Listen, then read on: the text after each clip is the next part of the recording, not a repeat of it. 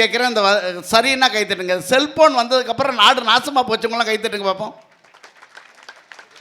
நல்லா தட்டலாமே. உண்மையாக சொல்லவா, தட்டினா அத்தனை பேர்ட்டையும் இந்த ஃபோன் இருக்கு. உண்மை தானே? பொண்டாட்டி காணாமல் போனால் கூட இப்போ யாரும் வருத்தப்படல, ஃபோன் காணாமல் போனால் அப்படி தேடுறான் சார். உண்மையாகவே சொல்கிறேங்க. இந்த காஞ்சிபுரத்தில் அத்திவரதர் வந்திருந்தார், நான் பார்க்க போனேன். நான் போன அன்றைக்கி தான் நயன்தாராவும் வந்துச்சு. அன்றைக்கி யாருமே பெருமாளை பார்க்கல, நயன்தாராவை தான் பார்த்துருந்தாங்க. என் ஃப்ரெண்டோட ஒய்ஃபு காணாமல் போயிடுச்சு. உண்மையாகவே காணாமல் போயிடுச்சுக்கா.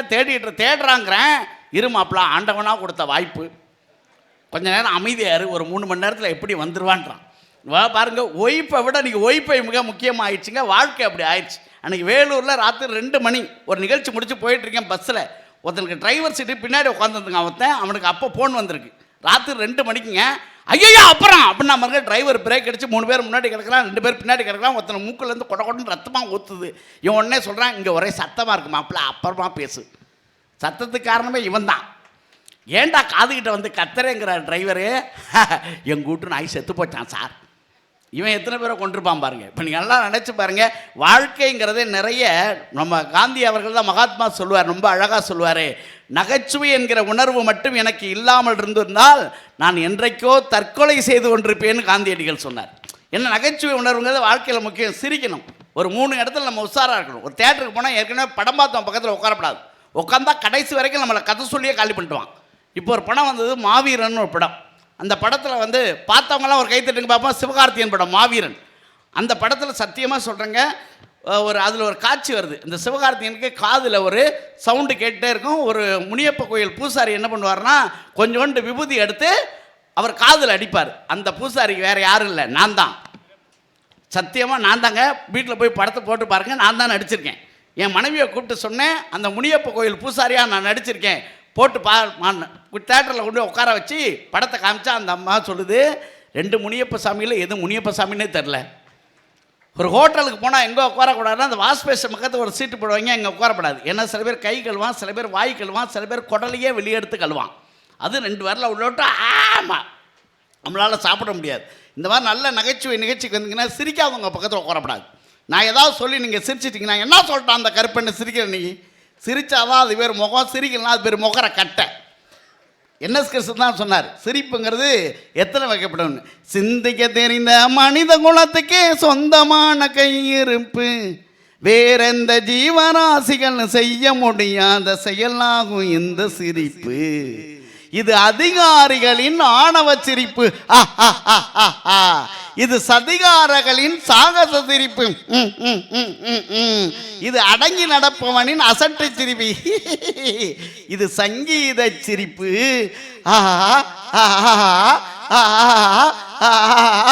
சிந்திக்க தெரிந்த மனித குலத்துக்கே சொந்தமான கையிருப்பு, வேறெந்த ஜீவராசிகள் செய்ய முடியாத செயலாகும் எந்த சிரிப்பு.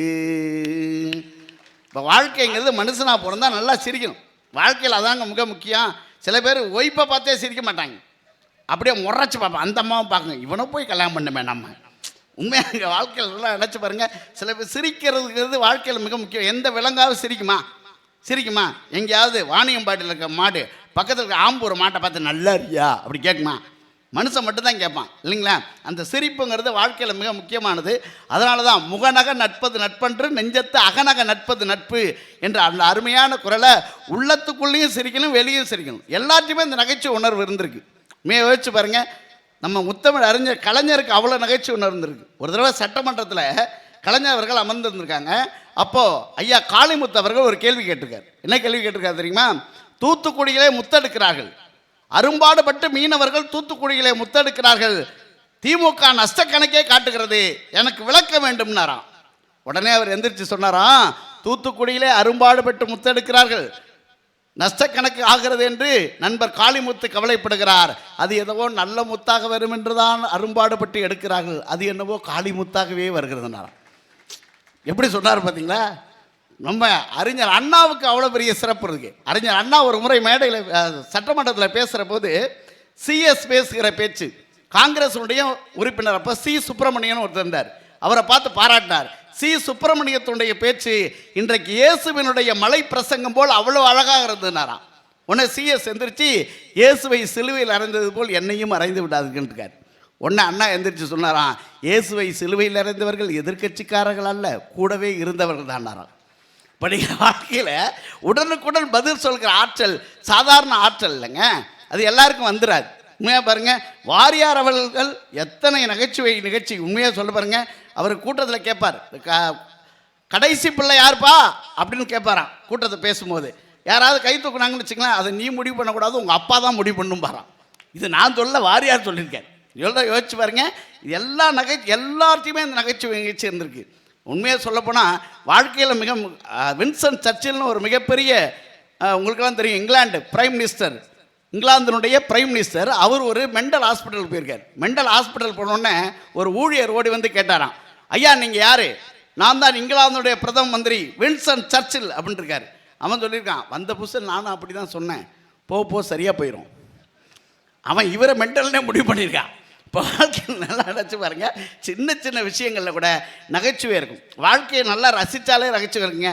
இவ்வளவு ஆண்கள் பெண்கள்லாம் இருக்கீங்களே, உண்மையாக பாருங்கள், எந்த ஒரு மனிதருக்குமே நகைச்சுவை உணர்வு இருந்தால் அவற்றை நல்லா பேசுவாங்க. நல்லா பேசுவார் சார், நல்ல மனுஷன் சார் அப்படிம்பாங்க. சில பேர் அப்படியே இருப்பாங்க, பேசு பேசு பேசு, பெரிய காமெடி அது அப்படி உட்காந்துருப்பாங்க. வாழ்க்கையில் அன்றைக்கெல்லாம் விழுப்புரம் பக்கத்தில் ஒரு நிகழ்ச்சி ஆரம்பித்தேன். ஒன்றுபட்டால் உண்டு வாழ்வுன ஒருத்தர் அப்படின்னார். ஒற்றுமை நீங்கினா அனைவருக்கும் தாழ்வுனே அப்போ அவர் அப்படின்னார். உங்களை போல் ரசிகர் உண்டானே அப்போ அவர் அப்படின்னார். அப்புறம் தான் விசாரித்து பார்த்தேன், அவருக்கு நரம்பு தளர்ச்சியான். அவர் போய் ரசிகர் நினச்சி 3/4 மணி நேரம் பேசிட்டேன் நான். இப்போ வாழ்க்கையில் சில விஷயங்கள் அப்படி ஆயிரும் இல்லைங்களா. இங்கே பெண்கள் நிறைய பேர் இருக்கீங்க, பெண் பிள்ளைகளை பெற்றவங்களும் இருப்பீங்க. நான் சொல்கிறது கரெக்டாக இருந்த கைத்தட்டுங்க. எல்லா பொம்பளை பிள்ளைக்கும் முதல்ல அப்பாவை தான் பிடிக்கும். கரெக்டாக கைத்தட்டுங்க. எல்லா பொம்பளை பிள்ளைக்கும் முதல்ல அப்பாவை தான் பிடிக்கும். ஏன் தெரியுமா? அந்த பொண்ணு எவ்வளோ மோசமாக சமைச்சாலும் இவர் தான் சாப்பிடுவார். நல்லா இருக்குடா தங்கம், சூப்பர்ரா தங்கம், வெரி குட்ரா தங்கம். யார்? அப்பா. அதே வீட்டில் ஒரு தம்பி இருப்பான், அவன் சாப்பிட மாட்டான். நேரம் வருவான், அம்மா யாரும்மா சமைச்சது? உங்கள் அக்கா தாண்டா லூஸு, போகிற இடத்துல உசுரை வாங்கு, காசு கொடுவான், வெளியே போய் சாப்பிட்டு வரமா. எல்லா பசங்களுக்கும் அம்மாவை தான் பிடிக்கும். அதுவும் 16 வயசு ஆகட்டும், நேரம் வருவான். இவர் எப்படிம்மா நீ கல்யாணம் பண்ணிக்கிட்ட? மகாலட்சுமி மாதிரி இருக்கேம்மா, எப்படி உனக்கு இந்த சாய்ஸ்? அதுவும் 18 வயசு ஆகிட்டோம், உங்கள் வீட்டுக்கார்ட்ட சொல்லி வை, அடிக்க நம்ம ரூட்டில் கிராஸ் பண்ணுறாரு, உனக்காக தான் பார்க்குறேன் அப்படிமா. உண்மை என்ன? அப்பா வெளியில் போயிருப்பார், தன் பொண்ணு ஸ்கூல் விட்டு காலேஜ் விட்டு வந்துருச்சான்னு விசாரிப்பார். எப்படி தெரியுமா? என் தங்கம் வந்துருச்சா, என் வெள்ளி வந்துருச்சா, என் வைரம் வந்துருச்சா, ஃபோனில் கேட்பார். அந்தம்மா பாருங்க, பெண்களை இப்படி விசாரிப்பார். பையனை துரை வந்துட்டாரா? அவன் வந்தே இருக்க மாட்டான், ஆனால் அந்த அம்மா சமாளிக்கும். இப்போ தான் வந்துட்டு இந்த பக்கத்தில் போகிறான், பின்னாடி இருந்து அவங்க தங்கச்சி சொல்லுவான், அப்பா அண்ணன்னு வரல, ஏன்னா போட்டு கொடுக்க தான் வேலை. இது 2 பேரும் இணைத்து வைக்கிற உறவு பாலம் உலகத்திலேயே தாய் ஒருத்தி தான் சார். தாய் ஒருத்தி தான் இல்லைங்களா. அதுக்குன்னே ஒரு டயலாக் வச்சுருக்கோம். நீங்கள் ஏங்க போய் அவன்கிட்ட சத்தம் போடுறீங்க? அதான் ஜோசியக்காரர் சொல்லியிருக்கார்ல, அவனுக்கு நேரம் சரியில்லை, கிரகம் சரியில்லை, ஆடி போய் ஆவணி வந்தால் புள்ள டாப்பில் வந்துடுவான். இப்போ வாழ்க்கை நல்லா நினச்சி பாருங்கள், இயல்பான வாழ்க்கைங்கிறது ரொம்ப மகிழ்ச்சியான வாழ்க்கைங்கிறது எப்பயுமே. அதனால தான் கண்ணதாசன் சொன்னார், யார் தெரியுமா? அம்மா உள்ளே உயிர் வளர்த்து உதிரத்தால் பால் கொண்டு தள்ளியிடும் போதெல்லாம் அன்பையை சேர்த்தனைத்து தொல்லை தமக்கென்றும் சுகமெல்லாம் பிறர்க்கென்றும் சொல்லாமல் சொல்லிவிடும் தேவதையின் கோயில் அது. பண்பு தெரியாத மிருகம் பிறந்தாலும் பால் தரும் கருணை அது. பசித்த முகம் பார்த்து பதரும் நிலை பார்த்து பழம் தரும் சோலை அது. இருக்கும் பிடிசோறு தனக்கென எண்ணாமல் கொடுக்கின்ற கோயில் அது. அது தூய்மை, அது நேர்மை, அது வாய்மை, உலகத்தில் சிறந்தது தாய்மை, அதை ஒப்புக்கொள்வதே நேர்மை. கண்ணதாசன் எப்போவுமே வாழ்க்கையில் இன்றைக்கி மேடையிலலாம் நீங்கள் நிறைய பார்ப்பீங்க, நிறைய ஊர்களுக்கு நம்ம பயணம் பண்ணுறோம். இன்றைக்கி சார் கல்யாண வீட்டில் சாப்பிட போகிற இந்த அனுபவம் எல்லாருக்கும் இருக்கும். கல்யாண வீட்டில் நான் சாப்பிட போகும்போது பின்னாடி வந்து நிற்கிறாங்க பார்த்தீங்களா, பந்தியில் பின்னாடியே வந்து நிற்பாங்க. அன்றைக்கெல்லாம் திருவள்ளூரில் ஒரு கல்யாண மண்டபத்தில் உட்காந்து சாப்பிட்டுட்டு இருக்கேன், பின்னாடி 2 பேர் நிற்கிறாங்க. ஒருத்தர் சொல்கிறான், மாப்பிள்ளை இவர் தான் மாப்பிள்ளை விஜய் டிவியில் வருவார் பழனி சார். அதுக்கு இன்னொருத்தர் சொல்கிறான், விஜய் டிவியில் வருவார் பழனி சார்ன்ற சோத்துக்கு சத்தம் மாதிரி பந்திலேருந்து உட்காந்துருக்கேன். யார்? நான் என்னையே தான் சொல்கிறாங்க. அதில் இன்னொருத்தர் சொல்கிறாரு, அது கூட பரவாயில்லப்பல, சாம்பாரோடு எந்திரிச்சு வர்றா, ரசம் வாங்க அவருக்கு என்ன மானம் கட்டவனா?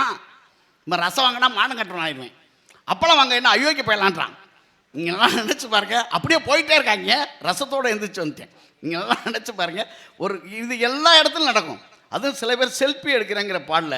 அன்றைக்கெல்லாம் ஒரு கரூரில் ஒரு நிகழ்ச்சி சார், ஒருத்தர் என் ரசிகர்னு வந்தார், அப்படி அடித்து பிடிச்சிட்டார். என்ன குலோப்ஜாம் எடுத்துட்டேன், குலோப்ஜாம் இங்கே இருக்குது, ஃபோனை இங்கே விட்டார், குலோப்ஜாம் எட்டாமல் இப்படியே இருக்குது. 23 செல்ஃபி எடுத்தா சார், இப்படி அமுக்கி அமுக்கி அமுக்கி. 23 எடுத்ததுக்கப்புறம் தான் பார்க்குறேன் குலோப்ஜாம் கரைஞ்சி கையிலே ஊற்றிடுச்சு. அப்புறம் இப்படி சாப்பிட முடியல, இப்படி தான் சாப்பிட்டு வந்தேன். வாழ்க்கை என்ன பண்ணுறது? சில பேர் அப்படி. இந்த அன்பு கூட என்ன ஆகிடும், சில சமயம் நகைச்சுவையாக மாறிடும். எதையுமே நீங்கள் நகைச்சுவை எடுத்துக்கிட்டா நல்லது. வாழ்க்கையில் ஏதாவது சிக்கலை பண்ண முடியுமா? ஒரு வாழ்க்கை நல்லா நினச்சி பாருங்கள். வாழ்க்கை முழுவதும் பிரச்சனை இருக்குது. மனிதனுக்கு பிரச்சனைன்னு ஒன்று இல்லைன்னா கடவுளுக்கு அர்ச்சனையே கிடையாது. உண்மை தானே? நல்லா கைத்தட்டலாம். மனிதனுக்கு பிரச்சனைன்னு ஒன்று இல்லைன்னா கடவுளுக்கு அர்ச்சனையே கிடையாது. எல்லா இடத்துலையும் பிரச்சனை இருக்குது சார். யோசிச்சு பாருங்கள். வாழ்க்கையை நல்லா சந்தோஷமாக வாழணுன்னா நகைச்சுவை என்கிற உணர்வு நமக்கு மிக முக்கியமாக தேவை. அன்றைக்கி தென்கட்சி சுவாமிநாதன் ஐயா சொன்னார். ரொம்ப பழைய ஜோக்கு இருந்தாலும் ரொம்ப நல்ல நல்ல விஷயம். அது அதுக்காக சொல்கிறேன் நான். தென்கட்சி சுவாமிநாதன் ஐயா சொல்வார், ஒரு ஏர்போர்ட்டில் ஒருத்தன் ரொம்ப படித்தவர், ஸ்டைலாக இருக்கார். இந்த பெட்டித்தியெல்லாம் தூக்கி வைப்பார்ல, அந்த ஆளை திட்டிகிட்டே இருந்தாராம். கண்ணாப்புனா இங்கிலீஷ்லேயே திட்டிருக்காரு. அந்த ஆள் சிரிச்சுக்கிட்டே எடுத்து வச்சானான். கோவமே படல, அவன் சிரிச்சுக்கிட்டே எடுத்து வச்சுருக்கான். உடனே அவர் சொன்னாரான், ஏன் இவ்வளோ கேவலமாக திட்டுறான், உனக்கு கோவம் இல்லையா அப்படின்னு ஒருத்தர் கேட்டிருக்காரு. எனக்கும் கோவம் வந்தது சார், ஆனால் என் கோவத்தை வேறு மாதிரி காட்டிடுவேன். எப்படி? அந்த ஆள் அமெரிக்கா போகிறான், அவன் லக்கேஜ் எல்லாம் ஜப்பான் போகுது, அங்கே போய் தேடிக்கிறான். நமக்கு என்ன சார் வந்துச்சு? நல்லா நினச்சி பாருங்கள். ஒரு சின்ன விஷயத்தை யாருக்கிட்ட எப்படி பேசணும் அப்படிங்கிறது கூட நகைச்சுவையில் இருக்குது. வாழ்க்கையில் மிக முக்கியமான விஷயம் எப்படி எடுத்துக்கிறோம் அப்படிங்கிறது தான் வாழ்க்கையில் மிக முக்கியமான விஷயம். அதனால் இவ்வளவு மக்கள் உட்காந்துருக்கீங்க. ஒரு 3 தலைப்பு கொடுத்துருக்காங்க. ஏன்னா உடலுக்கு ஊக்கம், அறிவுக்கு ஆக்கம், மனக்குறை நீக்கம்னு ஒரு 3 தலைப்பு கொடுத்துருக்காங்க. நகைச்சுவை இப்போ என்னென்னலாம் பண்ண போகுது அப்படின்னு பார்த்தீங்கன்னா, நகைச்சுவையோட மிக முக்கியமான விஷயம் என்னென்னா, நல்லதை எப்படி எடுத்து சொல்கிறது. ஒரு காமெடி இஸ் அ சீரியஸ் பிஸ்னஸ்ன்னு சொல்லுவாங்க. தொல்காப்பியர் ரொம்ப அழகாக சொல்வார். மெய்ப்பாடை பற்றி தொல்காப்பியர் சொல்லும்போது, நகையே அழுகை இளிவரல் மறுக்கை அச்சம் பெருமிதம் வெகுளி உவகை அப்பாடெட்டும் மெய்ப்பாடு என்றார் தொல்காப்பியர். ஏன் தெரியுமா? நகையை கொண்டு முன்னாடி வச்சார். ஏன்? அதுதான் சிரிப்பு. வாழ்க்கையில் எப்பவுமே மிக முக்கியமானது, மனுஷனுக்கு எவ்வளோ பிரச்சனை இருந்தாலும் சிரிப்பு தான் வாழ்க்கையை காப்பாற்றும். உண்மையாக சொல்கிறேன் சார், என் வாழ்க்கையில் நடந்ததே சொல்கிறேன். என் மனைவி 6 பவுனுக்கு ஒரு தங்க சங்கிலி போட்டிருக்காங்க. அதில் 3 பவுன் டாலர். அதில் காஞ்சி காமாட்சி படம் கிடையாது, மதுரை மீனாட்சி படம் கிடையாது, காசி விசாலாட்சி படம் கிடையாது. சாட்சாத் ஏன் போட்டாவை போட்டிருக்கா சார். அவ்வளோ உத்தமி சார் அவன். அப்படி தான் நம்பி நானும் கேட்டேன், என் போட்டாவை போட்டிருக்கேம்மா, அவ்வளோ என்னை பிடிக்குமான்னு. அதெல்லாம் கிடையாது. இதை போட்டதுக்கு அப்புறம் தான் காற்று கருப்பு பேய் பிசாசு எதுவும் அண்ட மாட்டேதுன்னா நான் அவமானப்பட்டால் உங்களுக்கு அவ்வளோ சந்தோஷம். போன வாரம் சனிக்கிழமை என் காலில் விழுந்த ரவி. போன வாரம் சனிக்கிழமை எனக்கு பரவாயில்லையே, இன்னும் அந்த பண்பாடு இருக்கே, கணவன் காலில் விழுணுங்கிற பண்பாடு உனக்கு தெரிஞ்சிருக்கே, சனிக்கிழமை விழுறையம்மா என்னம்மான்னு. சனீஸ்வரம் கோயிலுக்கு போக நேரம் இல்லைன்னா. இப்போ நீங்கள் வாழ்க்கையில் நல்லா நினச்சி பாருங்க. அப்படி சிரிச்சிட்டு போயிடணும். உண்மையாக பாருங்கள். ஒரு பண்டிகை தேதி வரட்டும், ஆண்கள் எப்படி யோசிப்பாங்க, பெண்கள் எப்படி யோசிப்பாங்க. ஆண்கள் எங்கே நகை வாங்கலாம், எங்கே தோடு வாங்கலாம். இப்போ பெண்கள் எப்படி தான் யோசிப்பாங்க, எங்கே நகை வாங்கலாம், எங்கே தோடு வாங்கலாம், எங்கே செருப்பு வாங்கலாம். நம்மால் எங்கே கடன் வாங்கலாம், எங்கே வட்டிக்கு வாங்கலாம், எங்கே அதுவும் இந்த அச்சய திருதின்னு ஒன்று வருது சார். அதெல்லாம் ஆம்பளைங்களுக்கு ஆப்பு வைக்கிற நாள். அன்னைக்கு என் மனைவி ஜிஆர்டி தங்கமல்லி கூட்டி போயிருக்கேன். என் மனைவி சொல்கிறா, என் பொண்ணுக்கு 3 பவுன் எடுக்கலான் இருக்கேன், எனக்கு 2 பவுன் எடுக்கலான் இருக்கேன், நீங்கள் என்ன எடுக்கலான் இருக்கீங்க? நான் தெருவில் பிச்சை எடுக்கலான் இருக்கேன். இருக்கிற காசில் அவளே எடுத்துட்டா நம்ம என்ன பண்ணுறது? ஏதாவது பேச முடியுதா சார்? உண்மையாக சொல்கிறேன் சார். இவ்வளோ ஆண்கள் இருக்கீங்க, நீங்கள் எல்லாம் அதை அனுபவிச்சிருப்பீங்க. போன உடனே ட்ரெஸ் எடுத்துருவோம் ஆம்பளைங்க. உண்மை தானே சார்? பெண்கள் அப்படி எடுக்குமா? உலகத்திலேயே நீங்கள் ஒரு மனுஷனுக்கு செலவைக்கணும்னா அந்த ஜவுளி கடையில் வேலை பார்க்குற பையனுக்கு தான் செலவைக்கணும். அவனுக்கு ஒரு பெரிய கைத்தட்டை கொடுக்கலாம். உண்மையாகவே சொல்லுவேன். 55 புடவை எடுத்து போடுவான் சார். ஒன்று கூட நல்லாவே இல்லை. ஓ மூஞ்சி நல்லா இல்லையா? அவன் ஏதாவது சொன்னானா? இன்னும் சில பெண்கள் இருக்காங்க, இந்த பார்டரு அந்த சாரியில் இருந்தால் நல்லாயிருக்கும், வெட்டி வச்சு தைய அங்கே உட்காந்து. இந்த பூவு அதில் இருந்தால் நல்லாயிருக்கும், பிச்சு ஒட்டு. நம்ம கடைசி வரைக்கும் நம்மளால் இப்படியே உட்காந்துருப்பார். ஏன்? அமைதியாக இருந்தது. என் பொண்ணே என்னை பார்த்து கேட்கும், அப்பா நீ வெளியூரில் போய் பேசுகிற, வெளிநாட்டில் போய் பேசுகிற, காலேஜில் போய் பேசுகிற, ஏன் வீட்டில் பேச மாட்டேற? வெளியில் பேசுனா அப்பாவுக்கு சோறு, வீட்டில் பேசாமல் இருந்தால் தான் சோறு. வாழ்க்கை அவ்வளோ ரசனையான விஷயம். அதனால் குடும்பத்தை நடத்துகிறது தான் உலகத்தில் மிக முக்கியமான கஷ்டம். அதுக்கு என்ன பண்ணோம்? நமக்கு நகைச்சுவை உணர்வு தேவைப்படுது. சிரிச்சிட்டா சந்தோஷமாக போயிடும். அதனால் வாழ்க்கையை எப்படி வேண்டுமானாலும் உள்ளத்துக்குள்ளே சிரிக்கணும், அகமும் நகைக்கணும், முகமும் நகைக்கணும். ஒருத்தர் சிரிச்சிட்டே வர்றாருன்னு வச்சுக்கலாம், அவரை பார்த்து நம்ம வாங்க வாங்க வாங்க வாங்க உட்காருங்க சாப்பிடுங்க அப்படின்னா அந்த வீட்டில் சாப்பிட்லாம். சில பேர் கூப்பிடுவான், வாங்க உட்காருங்க சாப்பிடுங்க. நல்ல மனுஷன் சாப்பிடுவானா சாருங்க? ஆனால் நல்லா அருமையாக சிரிக்கிறார் சார் ஆப்ரேட்டர். அப்படி சிரிக்கணும். சில பேர் அப்படியே நல்ல காமெடிடாதே, இப்படி உட்காந்துருக்கக்கூடாது. கூப்பிட்றாங்களே, சில பேர் கூப்பிடும்போது அந்த அந்த இனிமை தெரியும் இல்லைங்களா? சில சில வீட்டில் பாருங்கள், அன்றைக்கெல்லாம் ஒரு கடன்காரன் கடன் வசூல் பண்ண போயிருக்கான் சார். ஒரு வீட்டுக்கு கடன் வசூல் பண்ண போயிருக்கான். வசூல் பண்ண போகும்போது புருஷன் பொண்டாட்டி சண்டை போட்டுருந்தாங்க. சரி, சண்டை போடுற இந்த நேரத்தை போகக்கூடாதுன்னு திரும்பி வந்துட்டான். அந்த புருஷன்காரன் சொல்லியிருக்கான், எப்படி நான் அவனை அடிக்கிற மாதிரி அடித்தேன் பார்த்தியா, அவன் எப்படி அழுகிற மாதிரி அழுகம் பார்த்தியா, அவன் போனவன் திரும்பி வந்துட்டான், எப்படி போன மாதிரி போனவன் பார்த்தியா நான். ஆனால் உண்மையை சொல்கிறேன், இந்த கொரோனான்னு ஒரு காலம் வந்தப்போ நம்மளாம் எவ்வளோ தவிச்சிட்டோம் சார். கொரோனா காலம் உண்மையாக சொல்கிறேன், எங்கள் சித்தப்பா ஒருத்தர் இருக்காருப்பா, உண்மையாக சொல்கிறேன், எங்கள் கிராமத்தில் 1100 குடும்பம் இருக்குது. அதில் 100 குடும்பத்துக்கு அந்த ஆள் காலில் எந்திரிச்சு கபசுர குடிநீர் போட்டு கொடுத்தார். கோடீஸ்வரன் அந்த ஆள் 100 குடும்பத்துக்கு அவரே எந்திரிச்சு கபசுர குடிநீர் போட்டார். கை தட்ட மாட்டீங்களா நீங்கள்? 100 குடும்பத்துக்கு கொண்டு போய் கொடுத்தார். நான் அவர்கிட்ட கேட்டேன், உண்மையாகவே இவ்வளோ பணக்காரனாக இருக்கியாப்பா உண்மை சித்தப்பா, கண்டிப்பாக நீ 1100க்கும் கொடுத்துக்கலாமே, ஏன் 100 குடும்பத்துக்கு மட்டும் கொடுத்தேன்னு சொன்னார். பாரு ஒரு பாயிண்ட்டு, அந்த 100 பேர் தான்டா நம்மகிட்ட வட்டிக்கு வாங்கியிருக்கான். போய் சேர்ந்துட்டான், என்ன பண்ணுறது? அப்புறம் தான் விசாரிச்சா பார்த்து தெரியுது, 2வது அலையில் இந்த ஆள் போய் சேர்ந்துட்டான். அவனும் யாரும் போகல. அப்புறம் விசாரிச்சா தெரியுது, எல்லாருக்கும் ஒரு கிளாஸ் கொடுத்துருக்கான், இவன் குடிக்க காணும். அதுலேயும் கஞ்ச பயலாகவே இருந்திருக்கான். நீங்கள் வாழ்க்கையில் சில சில இடங்களில் சில மனிதர்கள் அப்படி இருப்பாங்க. ஆனால் நீங்கள் சிரிக்கிறீங்கள, அந்த சிரிப்பு 2 வகைன்னு சொன்னார் வாலி. வயிறு வலிக்க சிரிப்பவர்கள் மனித ஜாதி, பிறர் வயிறறிய சிரிப்பவர்கள் மிருக ஜாதி. மனிதன் என்ற போர்வையில் மிருகம் வாழும் நாட்டிலே நீதி என்றும் நேர்மை என்றும் எழுதி வைப்பார் ஏட்டிலே, எழுதி வைப்பார் ஏட்டிலே. அங்கே சிரிப்பவர்கள் சிரிக்கட்டும், அது ஆணவ சிரிப்பு. இங்கே நீ சிரிக்கும் பொன் சிரிப்போ ஆனந்த சிரிப்பு. இப்போ வாழ்க்கையில் மனுஷன் நல்லா சிரிக்கணும், சந்தோஷமாக இருக்கணும். அதுக்கு தான் மனித வாழ்க்கையில் இறைவன் படைத்தது. அதனால் உடலுக்கு ஊக்கம், அறிவுக்கு ஆக்கம், மனக்குறை நீக்கம்னு ஒரு 3 அறிஞர் பெருமக்கள் மட்டும் வந்திருக்காங்க. அவர்களும் உங்களை சிரிக்க வைக்க நல்ல நகைச்சுவையை சொல்லுவாங்க. இப்படி சிரிக்கணும், நல்லா கைத்தட்டணும், நல்ல கருத்துக்கள் வந்தால் ரசிக்கணும். இந்த நாக்கை ஈரத்தில் படைத்தான் இறைவன் இல்லைங்களா? கண்ணதாசன் தான் ரொம்ப அழகாக சொன்னார். ஏன் நாக்கை ஈரத்தில் படைத்தான் அந்த இறைவன்? அடிக்கடி அசிங்கமாகி பேசி விடுகிறோம், அலம்பிக் கொள்வதற்காகத்தான் இறைவன் ஈரத்தில் படைத்தாண்டார். 32 கான்ஸ்டபிள் 2 மகளிர் காவலெலாம் உள்ளே வச்சு படைச்சிருக்கான் இல்லையா? கடவுளே, போகிற யாரையாவது பார்த்து ஏதாவது நாக்கு சொல்லிச்சுன்னா மொத்த உடம்பு அடிவாங்குமே தவிர சொன்ன நாக்கு செவனேன்னு உள்ளே படுத்துன்னு இருக்கும் இல்லைங்களா? அதனால தான் வள்ளுவர் சொன்னார், யாகாவராயினும் நாகாக்க காவாக்கால் சோகாப்பர். இப்போ பசங்க மாற்றிட்டாங்க, லோல் படுவர் லொங்கலிஞ்சி, இப்படி ஆயிடுச்சு நிலவரம். அப்போது நாக்கு வாழ்க்கையில் மிக முக்கியமான விஷயம். நிறைய கருத்துக்களை அதன் வழியாக தான் நம்ம சொல்கிறோம். அதனால் நாக்கை சுத்தமாக வைத்துக்கொள்வது, மனத்தை சுத்தமாக வைத்துக்கொள்வது, உடலை சுத்தமாக வைத்துக்கொள்வது எல்லாமே நகைச்சுவையில் இருக்குது. அப்படிப்பட்ட நகைச்சுவையை 3 அறிஞர் பெருமக்களும் வழங்க இருக்காங்க. நான் ஒவ்வொருத்தராக அறிமுகப்படுத்துகிறேன். நீங்கள் நல்ல சிக்கனம் பார்க்காம நம்ம ஊருக்கு வந்திருக்காங்க, நல்லா கைதட்டி அவர்களை வரவேற்கலாம். வாணியம்பாடி முத்தமிழ் மன்றத்துக்கு உடலின் ஊக்கமே என்று பேசுவதற்காக வருகின்றிருப்பவர் பச்சையப்பன் கல்லூரியுடைய பேராசிரியர் பெருந்தகை ரொம்ப அன்புக்குரிய சங்கீதா அவர்கள் வந்திருக்காங்க. உங்கள் பலத்த கரவசங்கள் மத்தியில் இந்த பக்கம் வந்திருக்கவர் அருமைக்கும் பெருமைக்கும் உடைய அன்பு தம்பி, அற்புதமாக பேசுவார். அவர் பேசாத மேடைகளில், பேசாத ஊரில், இன்னும் சொல்லப்போனால் நம்முடைய தமிழ் இலக்கியத்தை ஐயா சுகிசிவ ஐயா அவர்களுக்கு பிறகு, நம்முடைய ஞானசம்பந்தன் ஐயா அவர்களுக்கு பிறகு அவங்கெல்லாம் பேசுகிற பேச்சை இன்றைக்கி உலகம் முழுவதும் பேசிக்கொண்டிருக்கூடிய ஒரு வறிய அற்புதமான அறிவு சுடர், எல்லா கும்பாபிஷேக வர்ணனைகளையும் செய்யக்கூடிய தமிழ்நாட்டினுடைய பொக்கிஷமாக திகழக்கூடிய அன்புக்கும் பண்புக்கும் பாசத்துக்கும் உரிய தமிழ்கடல் தேவகோட்டை ராமநாதன் அவர்கள் ரொம்ப அருமையாக இப்போ மலேசியாவில் 21 நாள் பேசினார்.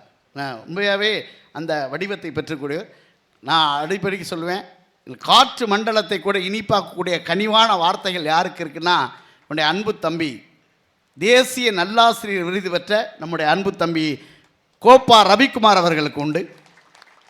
அவ்வளோ அழகாக ஒரு சொற்றொடர்லேருந்து அப்படி பேசக்கூடிய ஆற்றல் படைத்த அற்புதமான மனிதர். அவர் மனக்குறை நீக்கமே அப்படின்னு பேச வந்திருக்கார். இவர் அறிவுக்கு ஆக்கமேன்னு பேச வந்திருக்கார். அறிவு தான் எல்லாவற்றையுமே தீர்மானம் செய்கிறது. அதனால் வாழ்க்கையை என்றைக்குமே சந்தோஷமாக இருக்கிறதுக்கு ஒரு முக்கியமான விஷயம் நகைச்சுவை. அந்த நகைச்சுவை என்கிற உணர்வை இந்த 3 அறிஞர் பெருமக்களும் பகிர்ந்திருக்கிறார்கள் என்று சொல்லி முதல் சுற்றை பேசுவதற்காக வருகிறார். உடலுக்கு ஊக்கமே என்ற தலைப்பில் பேச வருகிறார் முனைவர் பேராசிரியர் சு சங்கீதா அவர்கள். உங்கள் பலத்த கரகோஷங்களுக்கு மத்தியில். முனைவர் பேராசிரியர் சு சங்கீதா. முனைவர் பேராசிரியர் சு சங்கீதா அம்மையார் அவர்களை பற்றிய சிறு அறிமுகம். விஜய் தொலைக்காட்சி கலக்கப்போவது யாரு பாகம் 3 நகைச்சுவை ராணி பட்டம் வென்றவர். சன் தொலைக்காட்சி KG ஜெயா போன்ற பல தொலைக்காட்சி நிகழ்வுகளில் தமது தமிழ் உரைகளால் முத்திரை பதித்தவர்.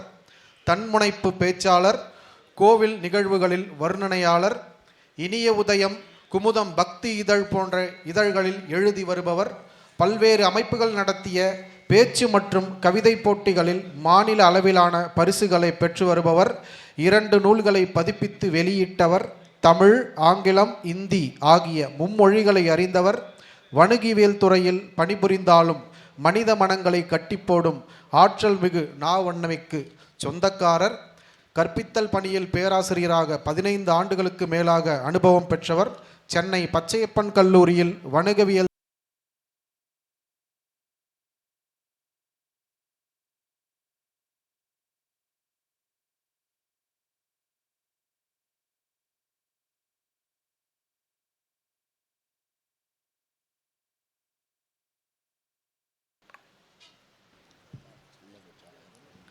நீலவான ஆடை போர்த்தி கதிரும் நிலாவுமாய் முகத்தை காட்டி ஆஹா ஒளிரும் விண்மீனை தொடுத்து பூச்சூடி நாகச்சுகை உனக்கே சிம்மாசனம் மின்னும் ரத்தினமாய் உனை முக்கடலும் அலங்கரிக்க அன்பு தாழாமல் ஓடி வரும் ஆறு உனை மழைபொழிந்து முத்தமிடும் ஓசையிலே பறவையெல்லாம் தாளாட்ட தமிழ்ந்தோடி வரும் இளங்காற்று உன்மடியில் களைப்பார 6 பருவத்தின் செயலாலே நீ அசர வைத்த அற்புதமாயானாயோ. குளிர்வு ஒளி இரண்டும் சந்திர சூரியன் தர அமுத வழியருவி பசிவிலக்கும் அற்புதம் நீ கொட்டித்தர அள்ளி தந்த உன் நுட்பமெல்லாம் அலசி பார்த்தால் ஆஹா நீதான் காவியம் படைத்த ஓவிய தலைவி. தமிழுக்கு என் முதல் வணக்கம். அற்புதம் அற்புதம். அவைக்கு என்னுடைய வணக்கம். தமிழ் பாடும் வானம்பாடிகள் சங்கமமாகும் இடம் அது ஒரே இடம் இந்த வாணியம்பாடி முத்தமிழ் மன்றம் என்று சொன்னால் அது மிகையாகாது. இந்த முத்தமிழ் மன்றத்திற்கு எங்களை மேடையில் அமர வைத்து அழகு பார்க்கும் அனைத்து ஆன்றோர் பெருமக்களுக்கும், என்னை இந்த நிகழ்வுக்கு அழைத்த பிரகாசம் ஐயா அவர்களுக்கும், ஏனைய ஆன்றோர் பெருமக்களுக்கும் மீண்டும் எனதொரு வணக்கத்தினை தெரிவித்துக் கொண்டு, மிக சிறப்பாக மற்ற 2 தலைப்புகளிலும் பேச வந்திருக்கிற அறிஞர் பெருமக்கள் அவர்களையும் வணங்கி என்னுடைய உரையினை தொடங்குகின்றேன். அகநக முகநக, அகமும் சிரிக்க வேண்டும், முகமும் சிரிக்க வேண்டும். அப்பதான் ஒரு மனிதனுடைய வாழ்க்கை நிறைவு பெறும். அதனால உடலுக்கு ஊக்கம் என்பது அவசியம். ஏன் உடலுக்கு ஊக்கம்? மனம் மகிழ்ச்சியாக இருந்தால் முகத்தில் சிரிப்பு வருமே. இப்போ உடலுக்கு ஊக்கம் எதுக்கு அப்படின்னா, இந்த உடல், மனம், அறிவு இந்த 3மே ஒன்றுக்கு ஒன்று தொடர்புடையது. 100 வருஷம் வாழுற மனுஷன் அழுதுகிட்டே பிறக்கிறான். சரி, ஒரு நாள் வாழ்ந்து உதிர்ந்து விடுகிற மலர் சிரித்து கொண்டே பூக்கிறது. நம்ம எத்தனை நாள் வாழ்ந்தோம் என்பதில் அல்ல வாழ்க்கை, எத்தனை நாள் எவ்வளவு மகிழ்ச்சியாக வாழ்ந்தோம் என்பதில் தான் வாழ்க்கையினுடைய பொருள் இருக்கிறது. உடலுக்கு ஊக்கம் எது? சிரிப்பு என்று நீங்கள் சொன்னீர்கள். வாரியார் ஒரு இடத்திலே சொல்லுகிறார், எத்தனை வகையான சிரிப்பு இருக்கு தெரியுமா?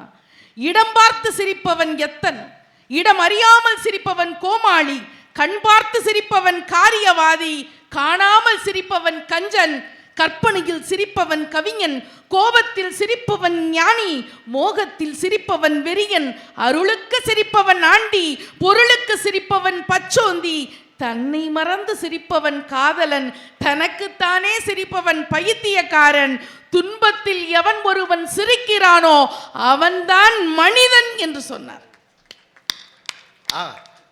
எந்த சூழ்நிலையையும் தனக்கு தகுந்தவாறு எடுத்துக்கொண்டு மகிழ்ச்சியாக வாழ்கிற வாழ்க்கையை வாழ்ந்தால் அது ஆரோக்கியமான வாழ்க்கையா இருக்கும். ஒரு இசைக்கலைஞர், ஒரு மிகப்பெரிய ராஜா ஒரு நாட்டுக்கு அவருக்கு இசைனா ரொம்ப பிடிக்கும். அவருடைய பிறந்த நாள் வந்ததுன்னா அவர் என்ன பண்ணுவாருன்னா இசைக்கலைஞர் மாதிரியே தன்னை அலங்காரம் பண்ணிப்பாரு. அவருக்கு இசைக்கலைஞர் எப்படியெல்லாம் இருப்பாங்களோ அதை மாதிரியே தன்னை அலங்காரம் பண்ணிப்பாரு. ஒரு முறை பிறந்த நாள் விழா வந்தது. பிறந்த நாள் விழாவுக்கு ஒரு பெரிய இசைக்கலைஞரை கூப்பிடணும்னு கூப்பிட்டாரு. ஆனா அவர் ஒரு கண்டிஷன் வச்சார். என்ன தெரியுமா? உங்க அரண்மனைக்கு நான் வந்து பாடுறேன், ஆனா எனக்கு ஒரு நிபந்தனை உண்டுன்னாரு. என்னன்னு கேட்டாரு. என் பாட்டுக்கு நீங்க யாராவது தலையாட்டிட்டீங்கன்னா அவங்களுடைய தலையை நான் வெட்டிடுவேன் அப்படின்னாரு. உன்ன ராஜாவுக்கு கொஞ்சம் தயக்கம்தான். தலை போகும்னு தெரிஞ்சா யாராவது ஒத்துப்பாங்களா? உன்ன ராஜா யோசிச்சு சரி நான் தண்டூரா போட்டு அறிவிச்சிடுறேன்னு ஒன்று அந்த நாட்டில் தண்டூரா போட்டு ராஜா சொல்றாரு, இப்படி ஒரு இசை கச்சேரி நடக்க போகுது, யாரெல்லாம் அந்த பாட்டுக்கு தலையாடுறாங்களோ அவங்களுடைய தலையெல்லாம் வெட்டப்படும் அப்படின்னு அறிவிப்பு கொடுக்குறாரு. சரி, கொடுத்த உடனே எல்லாரும் வராங்க. பொதுவாகவே 1000 பேர் வரக்கூடிய நிகழ்ச்சி, ஆனா அதுக்கு 100 பேர் தான் வராங்க. தலை போயிருமே. தலை போகும்னு தெரிஞ்சா யாராவது வருவாங்களா?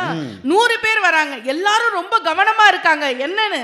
தலையாட்டக்கூடாது அப்படின்னு. நானும் கவனமா இருக்கேன். ஆமா, தலையாட்டக்கூடாது. அப்போ பாட ஆரம்பிச்சிட்டார். உடனே யாரு தலையும் ஆடல. முதல் பாட்டுக்கு 2வது பாட்டு பாடினார். ராஜா தலையை தன்னை மறந்து தலையாட்டிட்டார். அடுத்த பாட்டுக்கு ராணி தன்னை மறந்து தலையாட்டிட்டா. இப்படி 100 பேரும் பாட்டுக்கு தலையாட்டியாச்சு. உடனே ராஜா அந்த இசைக்கலைஞர்கிட்ட போய் கேட்டாரு, 100 பேரும் தலையாட்டிட்டோம், அப்போ 100 பேர் தலையையும் வாங்கிடலாமுங்களா அப்படின்னு கேட்டாரு.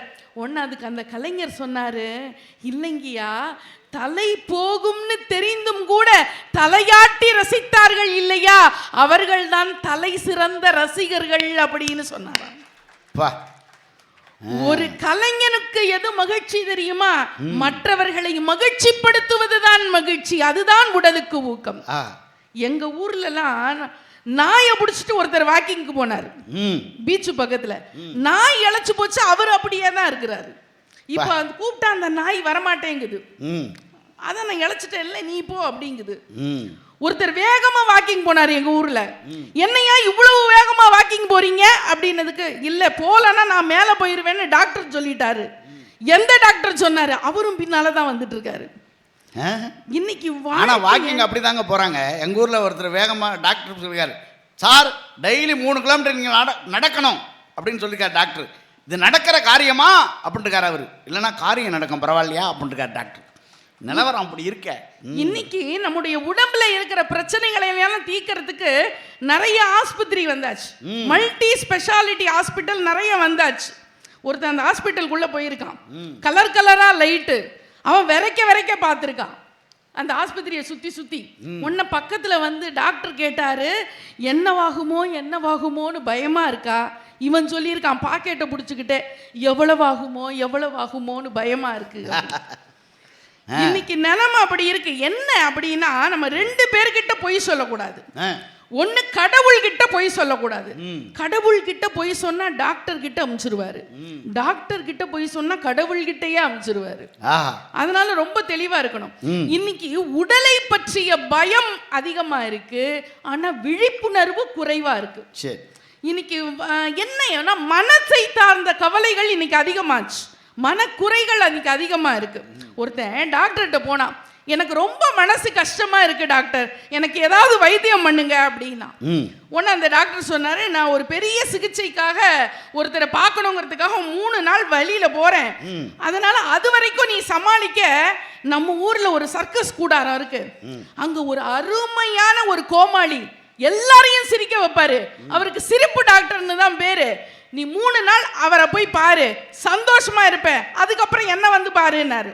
ஒன்று அவன் சொன்னா, அந்த சர்க்கஸ் கூடாரத்தில் இருக்கிற கோமாளிய நான் தான் அப்படின்னா. வாழ்க்கையில சில பேர் காமெடியனா இருப்பாங்க, ஆனா அவங்களுடைய வாழ்க்கை சோகமா இருக்கும். இன்னைக்கு அப்படி பல விஷயங்கள் உண்டு. எத்தனை பெரிய சோகங்கள் தன்னுடைய வாழ்க்கையில இருந்தாலும் மற்றவங்களை சிரிக்க வச்சு தானும் சிரித்த மா மனிதர்கள் இந்த மண்ணில் வாழ்ந்திருக்காங்க. என்எஸ்கே என்கிற மிகச்சிறந்த கலைஞர், அவர் ஒரு முறை திண்டிவனத்துக்கு போயிட்டு இருக்கும்போது அவருடைய கார் ஆக்சிடென்ட் ஆகி கார் குப்புற கவுந்துருச்சு. உன்னை எல்லாரும் பதறி போய் ஐயா என்னாச்சு அப்படின்னு விசாரிக்க வந்திருக்காங்க. அப்போ அவர் சொல்லியிருக்காரு, காதுக்கு முதுகு வலிக்குதுன்னு சொல்லிச்சு, அதான் குப்புற போட்டு வச்சிருக்கேன் இருக்காரு. காருக்கு முதுகு வலிக்குதுன்னா திருப்பி குப்புற போட்டேன்னாரா? ஆமா. அப்போ மனசுல கவலை இருந்தாலும் சிரிப்பால் உடலை உற்சாகமாக வைத்துக் கொள்ள முடியும் என்பதற்கு இவர்கள்லாம் உதாரணம். உடல் எப்படிப்பட்டது? உடலுக்கு ஊக்கம்னு சொல்லியிருக்காங்களே. உடல்ங்கிறது ஒரு அதிசயமான ஒன்று. எதெல்லாம் வேண்டாம்னு சொல்றோமோ அதெல்லாம் வேணும்னு கேட்கும். சரி, எதெல்லாம் வேண்டாம்னு சொல்றோமோ அதெல்லாம் வேணும்னு கேட்கும். எங்க ஊர்ல சக்கரை வாங்குறதுக்கு ஒருத்தர் பக்கத்து ஊர் வரைக்கும் நடந்தே போனாரு. ஏன் உங்க ஊர்ல கிடைக்காத சக்கரையா இவ்வளவு தூரம் வந்து வாங்குறீங்கன்னு கேட்டிருக்காரு. அதுக்கு அவர் சொல்லியிருக்காரு, டாக்டர் தான் சர்க்கரைக்கு நடந்தா நல்லதுன்னாரு. பா, நல்ல வேலை வாணியம்பாடில இருந்து மெட்ராஸ் வரைக்கும் போவார் பாருங்க அவரு.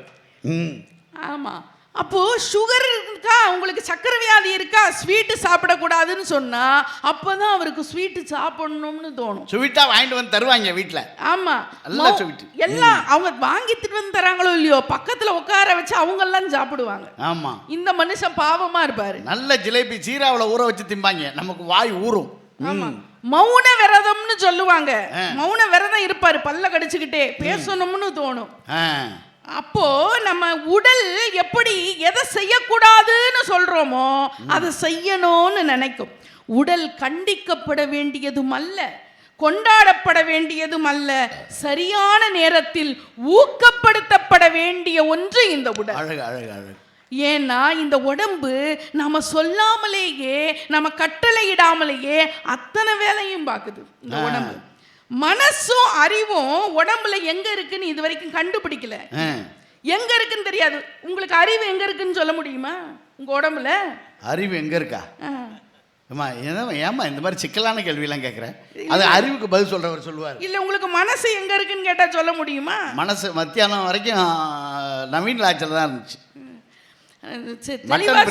மனசு மட்டன் பிரியாணி எல்லாமா இருந்தது. இப்படி எல்லாம் கேள்வி கேட்டா என்ன பதில் சொல்லணும்? சொல்ல முடியாது. என் மனசு மனைவி கிட்ட இருக்குன்னு ஜாக்கிரதையா பதில் சொல்லணும்.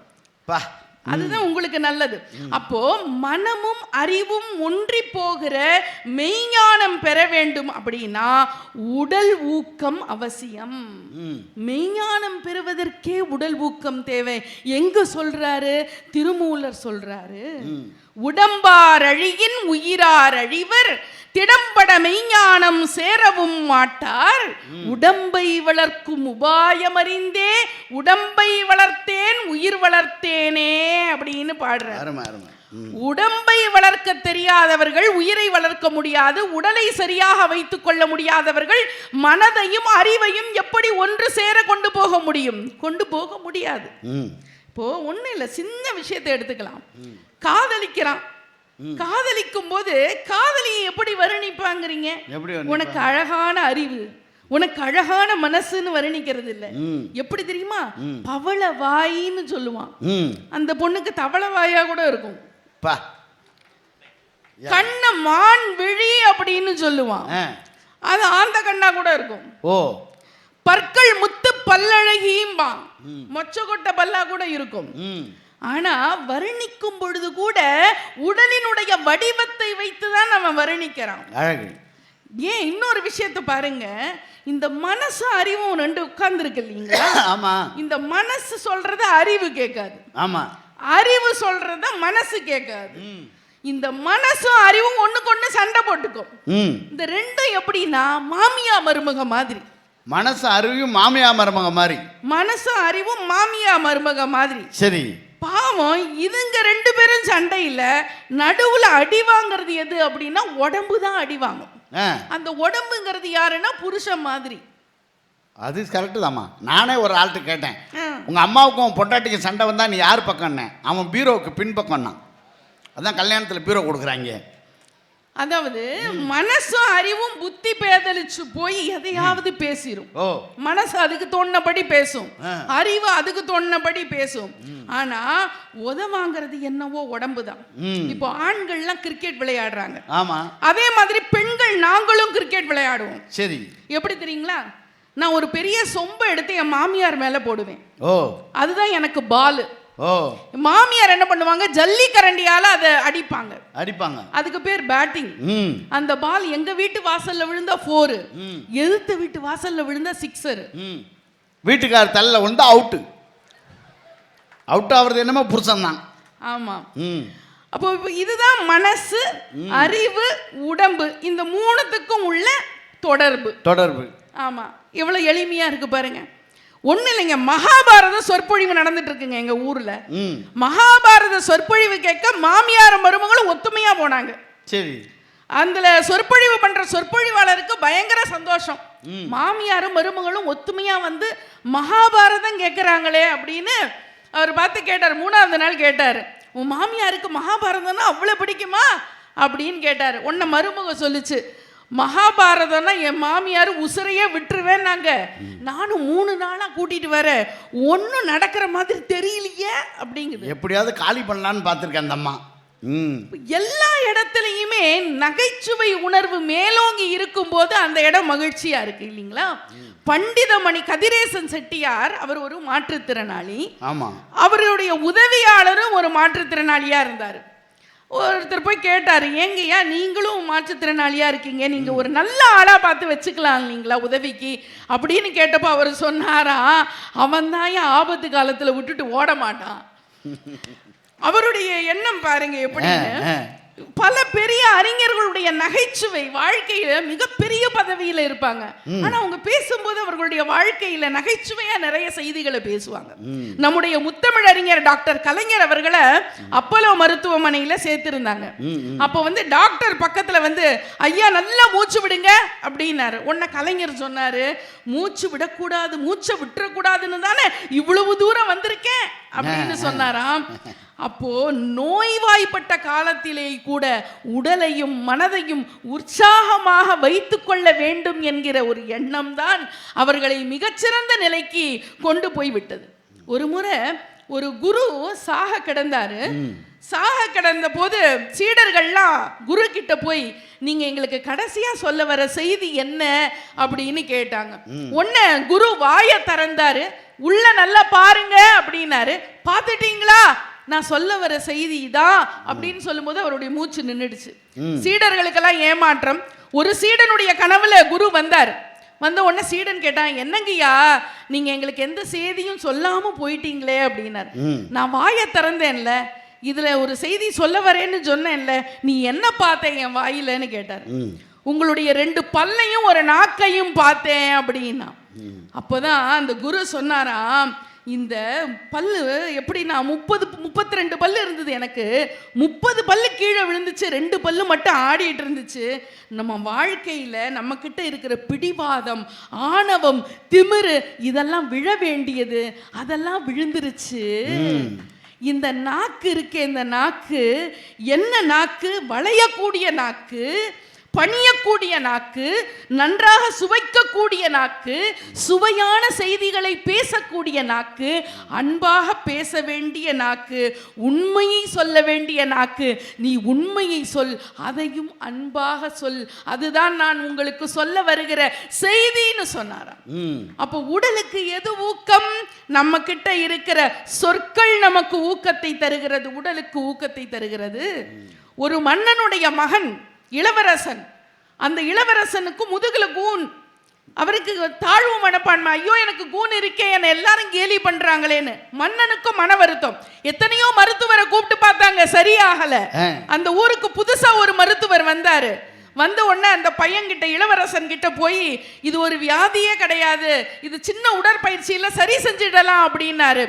ஆனா இளவரசர் அது காதுல வாங்கவே இல்லை, விரக்தி மனப்பான்மையிலேயே தூங்கிட்டு இருந்தாரு. ஒரு நாள் தூங்கி எந்திரிக்கும் போது அவரோட ரூம்ல பளிங்கு சிலை ஒண்ணு இருந்தது. அந்த பளிங்கு சிலை அழகா இருக்கேன்னு பக்கத்துல போய் பார்த்தா அவருடைய முகம் மாதிரியே இருக்கு. அடடா, இது நான் தான், இதுல கூன் இல்லாம இருக்கேன், அப்போ நான் கூன் இல்லாம இருந்தா இவ்வளவு அழகா இருப்பேனா அப்படின்னு நினைக்க ஆரம்பிச்சு, அன்னியிலிருந்து முழு முயற்சியோட உடற்பயிற்சி செய்ய ஆரம்பிச்சு தன்னுடைய கூனை மாற்றிக்கொண்டான், தன்னுடைய உதுகை நிமிர்த்தி கொண்டான். அவருடைய உடல் சரியாச்சு, மன்னனுக்கு சந்தோஷமாச்சு. அப்படின்னா உடலுக்கு என்று ஒரு மொழி இருக்கிறது. உடல் பேசும். உடல் மனம் சொல்ல நினைக்காததை கூட உடல் சொல்லும். ஒரு குழந்தை விழுதுங்க, கீழே தடிக்கு விழுது. அப்படி விழும்போது என்ன சொல்லுவாங்க பெரியவங்க எல்லாம், அழும், குழந்தை விழுந்த உடனே அழும், படி அடிச்சு, இதுதானே ஒன்று அடிச்சிச்சு, அடி அப்படின்னு சொல்லும். ஒன்று அந்த குழந்தை சிரிக்கும். அப்போ ஒரு படியை அடிக்கும் போது அந்த குழந்தையினுடைய வலி நின்னுடுது இல்லைங்களா? அப்போ உடலை மனசு வெளிப்படுத்தாததை கூட உடல் வெளிப்படுத்தும். எப்படி? பழக்கப்படுத்தினால் வெளிப்படுத்தும். உடலை நல்ல உணவால் பழக்கப்படுத்த வேண்டும், நல்ல பழக்க வழக்கங்களால் பழக்கப்படுத்த வேண்டும், நல்ல பராமரிப்புகளால் பழக்கப்படுத்த வேண்டும். இதை நான் என் வகுப்புல சொன்னேன். உடலை பழக்கப்படுத்த வேண்டும், ஐம்புலன்களை அடக்கி ஆள வேண்டும். ஐம்புலன்களை அடக்கினால் என்ன வரும்னே அவன் சொன்ன ஆம்புலன்ஸ் வரும். அவனுக்கு தெரிஞ்சது அவ்வளவுதான். நபிகள் நாயகம் ஒரு இடத்துல சொல்றாரு, நம்மளை ரசிக்கணும், நம்மோட உடம்பை ரசிக்கணும், நம்முடைய கண்களுக்கு நம்முடைய உடலை தரிசனம் செய்கிற தன்மை வர வேண்டும். நபிகள் நாயகம் சொல்கிறார், உன் உடலுக்கும் உன் மீது உரிமை இருக்கிறது. உடலுக்கு செய்ய வேண்டிய கடமைகளை உடலுக்கு செய்யுங்கள், கண்களுக்கு செய்ய வேண்டிய கடமைகளை கண்களுக்கு செய்யுங்கள். அப்போது உங்களுடைய உடல் நன்றாக இருக்கும் அப்படின்னு சொல்றார். நம்மோட உடம்புக்குள்ள ஒரு நிறைவான செய்தியோடு நிறைவு செய்கிறேன். இறுதியான செய்தியோடு, ஒரு பெரிய அரசாங்கமே நம்ம உடம்புக்குள்ள இருக்கு தெரியுங்களா? ஆமா, ஒரு பெரிய அரசாங்கமே இருக்கு. உங்களுக்கு மூளை இருக்கு இல்லைங்களா? உங்களுடைய மூளை தான் பிரதம மந்திரி, தலை கல்வி அமைச்சர், கண் சட்டத்துறை அமைச்சர், மூக்கு சுகாதாரத்துறை, பற்கள் ஆலைத்துறை, நாக்கு தகவல் ஒளிபரப்பு, கைகள் தொழில் அமைச்சர், நுரையீரல் உள்நாட்டு அமைச்சர், இதயம் நிதி அமைச்சர், வயிறு விவசாய உணவுத்துறை, தோல் பாதுகாப்புத்துறை, கால்கள் போக்குவரத்துறை அமைச்சர். இப்படி எல்லா உறுப்புகள்லையும் அரசாங்கம் இருக்கு. அரசாங்கத்துல ஃபைல்ஸ் சரியா நகரலன்னா டிஸ்மிஸ் ஆயிடும். ஆனா இந்த உடம்பு என்ற அரசாங்கத்துக்கு சரியான முறையில் ஊக்கம் கொடுத்தா 60 வயசுக்கு முன்னாடி இந்த உடல் என்கிற அரசாங்கம் டிஸ்மிஸ் ஆகவே ஆகாது நண்பர்களே. அதனாலதான் என்ன சொன்னார் தெரியுமா? உள்ளம் பெருங்கோயில் ஊன் உடம்பு ஆலயம், வள்ளல் பிரானுக்கு வாய் கோபுர வாசல், கள்ள புலனைந்தும் காளாமணி விளக்கேன்னு நம்முடைய உடம்பை கோயிலாக தரிசிக்க வேண்டும் என்று திருமூலரும் சொன்னார். இதை சொல்லி நான் நிறைவு செய்கிறேன். ஞானிகிட்ட போய் ஒருத்தர் கேட்டார், சாப்பிட்றதுக்கு சரியான நேரம் எது அப்படின்னு கேட்டார். ஞானி சொன்னார், அது அவரவர் சூழலை பொறுத்தது. உணவு இருப்பவனுக்கு பசிக்கிற நேரம் சரியான நேரம், எதுவும் இல்லாதவனுக்கு உணவு கிடைக்கிற நேரம் சரியான நேரம் என்று சொன்னார். நமக்கு கிடைக்கும் பொழுது நம்முடைய வாழ்க்கையை மகிழ்ச்சியாகவும் நகைச்சுவையாகவும் வைத்துக் கொண்டால், நாம் உடலை தூய்மையாக வைத்துக் கொண்டால், மனதை தூய்மையாக வைத்துக் கொண்டால், உடலை ஊக்கப்படுத்தினால் வாழ்க்கையும் மகிழ்ச்சியோடு இருக்கும் என்று இந்த அளவிலே சொல்லி எனக்கு மிகச்சிறந்த வாய்ப்பினை அளித்த பிரகாசம் ஐயா அவர்களுக்கும், வாணியம்பாடி முத்தமிழ் மன்றத்தை சார்ந்த ஆன்றோர் பெருமக்கள் அத்தனை நெஞ்சங்களுக்கும், இந்த தலைமை ஏற்கும் தலைவர் உள்ளிட்ட அனைவரையும் வணங்கி நன்றி சொல்லி விடைபெறுகிறேன். நன்றி, வணக்கம். அருமை அருமை. உடம்பு ஒரு பிரதம மந்திரின்னாங்க என்ன, மூளையிலேருந்து ஆரம்பித்து எல்லாமே மூளை பிரதம மந்திரியாம்மா இதை சொன்னேன். நல்லா இருந்துச்சு. உண்மையாகவே பார்த்தீங்கன்னா உடம்புக்குள்ளே ஒரு நாள் போட்டு வந்துச்சான். இந்த இதயம் சொல்லியிருக்கு, நான் தான் பெரிய ஆள், புரியுதுங்களா? ரத்தத்தை வாங்கி எல்லா திசைக்கு அனுப்புறது நான் தான் பெரிய ஆள், நான் இல்லைன்னா ஒன்றுமே இல்லை அப்படின்ட்டுருக்கு. நுரையீரல் சொல்லிச்சான், இங்கே வேறுப்பா, காற்றை வாங்கி வெளியே அனுப்புறதே நான் தான், நுரையீரல். உடனே மூளை சொல்லியிருக்கு, உங்களுக்கெல்லாம் கட்டளை போடுறதே நான் தான். வயிறு சொல்லியிருக்கு, எல்லா உணவையும் வாங்கி உணவை அரைச்சி சாப்பிட்டு செரித்து கொடுக்கறது நான் தானே. அப்போ ஆசனவாய் ஏதோ சொல்ல வந்திருக்கு. இந்த நாளும் சேர்ந்து சொல்லிட்டான், நீ சபையில் பேசுகிற அளவுக்கு பெரிய ஆள் ஆகிட்டியா, ஓரமாப்போ, நீ எல்லாம் சபையில் வந்து பேசக்கூடாது அப்படின்னு சொல்லியிருக்காங்க. அந்த ஆசனவாய் சொல்லிச்சான், அப்போ நான் ஒரு 3 நாள் ஸ்ட்ரைக் பண்ணுறேன், உங்கள் வேலையை நீங்கள் பாருங்கள். 3 நாள் ஸ்ட்ரைக் பண்ணால் என்ன ஆகும்? இதயம் இத்து போச்சு, நுரையீரல் நுரை தள்ளிடுச்சு, மூளை மழுங்கிருச்சு, அவ்வளோதான், ஒன்றுமே நடக்கலை. அந்த நாளும் சேர்ந்து அந்த ஆசனவாயிட்ட போய் மன்னிப்பு கேட்டுச்சான். எப்பா, உன் வேலையை நீ பாரு, நீ டிஸ்போஸ் பண்ணலன்னா இங்கே ஒன்றுமே நடக்காது. ஒன்று தெரிஞ்சிங்க, இந்த உலகத்தில் எல்லோருக்கும் ஒரு பணியை இறைவன் இட்டிருக்கான்னா அவரவர்கள் வேலையை அவரவர் செய்தால் மட்டும்தான் உடல் மட்டுமல்ல உலகமே இயங்கும். உண்மை தானே? உடம்பை பற்றி அவ்வளோ உடம்பை ஆரோக்கியமாக வச்சுக்கணும் எல்லாருக்கும் ஆசை இருக்குது. ஆனால் ஆரோக்கியத்துக்கு நம்ம என்ன பண்ணுறது? கடையிலையா கிடைக்குது? வாங்கணும்ல. இப்போ உடலை வச்சுக்கிறதுக்கு என்னென்ன பண்ணணும் அப்படின்னு ரொம்ப அழகாக ஒரு பட்டியல் போட்டு கொடுத்துருக்காங்க. எங்கள் ஊரில் ஒரு பெரிய மனுஷன் அன்னைக்கு கூப்பிட்டு கேட்டேன், எங்கே உங்கள் பிள்ளைய நல்லா படிக்க வச்சிங்களே, எப்படி இருக்கான்? மெட்ராஸ் ஹைகோர்ட்டில் பெரிய வக்கீல் நம்ம பையன் தான் தம்பி, கேஸை என் மேலே தான் போட்டிருக்கான், சொத்தை பிரித்து கொடு. அதுக்கா படிக்க வச்சாரு? அது பரவாயில்ல. இன்னொரு பெரிய மனுஷன், அவரை கூப்பிட்டு கேட்டேன், எங்க உங்களுக்கு 2 பசங்களாச்சா, கல்யாணம் பண்ணிட்டீங்களா? பண்ணிட்டேன் தம்பி, 25 வயசில் பையனை கல்யாணம் பண்ணேன், அவன் இன்ஜினியரு, பொண்டாட்டி கூட்டு வெளியே போயிட்டான். இது எல்லா வீட்லையும் நடக்கிற கதை தானே. சரி, 2வது பையனுக்கு எப்போ பண்ணீங்கன்னு? 27 வயசில் பண்ணேன், அவன் டாக்டரு, அவன் ரொம்ப நல்லவன், என்னை வெளியே போக சொல்லிட்டான். பையன் மேலே தரலுக்கான், 2வது பையன் கீழே தரலுக்கான், அப்பா நடுத்தரில் இருக்கார். அன்றைக்கி மேடையில் பேசுகிறார், தாயை காப்போம், தாய் தான் உலகத்தின் மிகச்சிறந்த தெய்வம், தாய் இல்லை என்றால் யாரும் இல்லைன்னார். 2 பிச்சைக்கார அம்மா முன்னாடி உட்காந்துச்சு. ஒரு அம்மா சொல்லிச்சு, இந்த மாதிரி ஒரு பிள்ளை என் வயிற்றில் பிறந்திருந்தானா நான் ஏன் பிச்சை எடுக்கிறேன்னுச்சு. அதுக்கு இன்னொரு அம்மா சொல்லிச்சு, வாய மூடுறி, அவன் தான் என் பிள்ளை. இப்போ வாழ்க்கை வேறு வார்த்தை வேறா இருக்கா இல்லையா? இருக்கா இல்லையாங்க? ஒரே கருவாட்டு வண்டி போச்சு. இந்த சைவம் சாப்பிட்ற ஒரு ஆள் மூக்கு பிடிச்சிட்டார் பட்டுன்னு, நம்மளால் அசைவம் சாப்பிட்றவனு மூக்கு பிடிச்சிட்டான். இந்த சைவம் சாப்பிட்ற ஆள் அசைவம் சாப்பிட்ற ஆளை பார்த்து கேட்டான், எனக்கு இந்த வாசனை பிடிக்காது அதனால் மூக்கை பிடிச்சேன், நீ ஏன் பிடிச்ச? நீ வாசனை பிடிக்காது தானே பிடிச்ச, நான் உள்ளே வந்த வாசனை வெளியே போகக்கூடாதுன்னு பிடிச்சேன். காரியம் ஒன்று தான். நீங்கள் எல்லாம் நினச்சி பாருங்கள். இப்போ எல்லாருக்குமே வாழ்க்கையில் இப்போ நம்ம எல்லாத்துக்குமே நமக்கு பெரிய பிரச்சனை என்ன தெரியுமா? நம்ம இன்னொருத்தரை நம்பி இருக்கிறது, நம்ம உடம்பை நாமே சரியாக பராமரிச்சிக்காம இருக்கிற விஷயங்கள் நிறைய இருக்குது. அப்போ அறிவை பராமரிக்கணும், உடம்பை பராமரிக்கணும். அறிவு செப்பனிட்டபடி நடக்க வேண்டும் என்று சொன்னால் அறிவுக்கு ஆக்கமாக நகைச்சுவைகள் என்னென்ன இருக்குது, எவ்வளோ விஷயம் இருக்குன்னு பேசுவதற்காக வருகிறார் தமிழ்கடல், இளைய தமிழ்கடல், என்னுடைய அன்புக்குரிய சகோதரன் தேவக்கோட்டை ராமநாதன் அவர்கள். உங்கள் பலத்த கரகோஷங்கள் மத்தியில் ஐயா அவர்களை பற்றிய சிறு அறிமுகம். 6 வயதில் தேவக்கோட்டையில் தொடங்கிய தமிழ்ப்பணியை இன்று வரை தமிழகம் மட்டுமின்றி அயல் நாடுகளிலும் ஓங்கி ஒலித்து கொண்டிருப்பவர். விஜய் டிவி காமெடி கிங், நகைச்சுவை பேரரசு, செந்தமிழ் செல்வர், கம்பவாரதி, அசத்தல் மன்னன், பரிவட்ட நாயகன் போன்ற பல விருதுகளுக்கு சொந்தக்காரர். முத்தமிழறிஞர், உலகநாயகன், இயக்குனர் விசு, நெல்லைக்கண்ணன் போன்ற இலக்கிய மற்றும் திரைத்துறை சார்ந்த அறிஞர் பெருமக்களால் பாராட்டப்பட்டு விருது பெற்றவர். 25 ஆண்டுகளுக்கு மேலாக உலகளாவிய அமைப்புகளில் பல ஆயிரம் மேடைகளில் தமிழ் பற்றும் தமிழ் பேச்சும், பல ஆயிரம் மேடைகளில் பட்டிமன்ற நடுவராகவும் தமிழ்ப்பணி ஆற்றி வருபவர். தமிழ்ப்பணி மட்டுமன்றி இறைப்பணியில் 1000ற்கும் மேற்பட்ட கோவில்களில் குடமுழுக்கு வர்ணனை மற்றும் ஆன்மீக உரையாற்றி வருபவர். காசி முதல் ராமேஸ்வரம் வரை உள்ள ஆலயங்களில் குடமுழுக்கு செய்த ஒரே தமிழர் இவரே. ஆலய தலைவரார் 2 நூல்களை எழுதியவர்.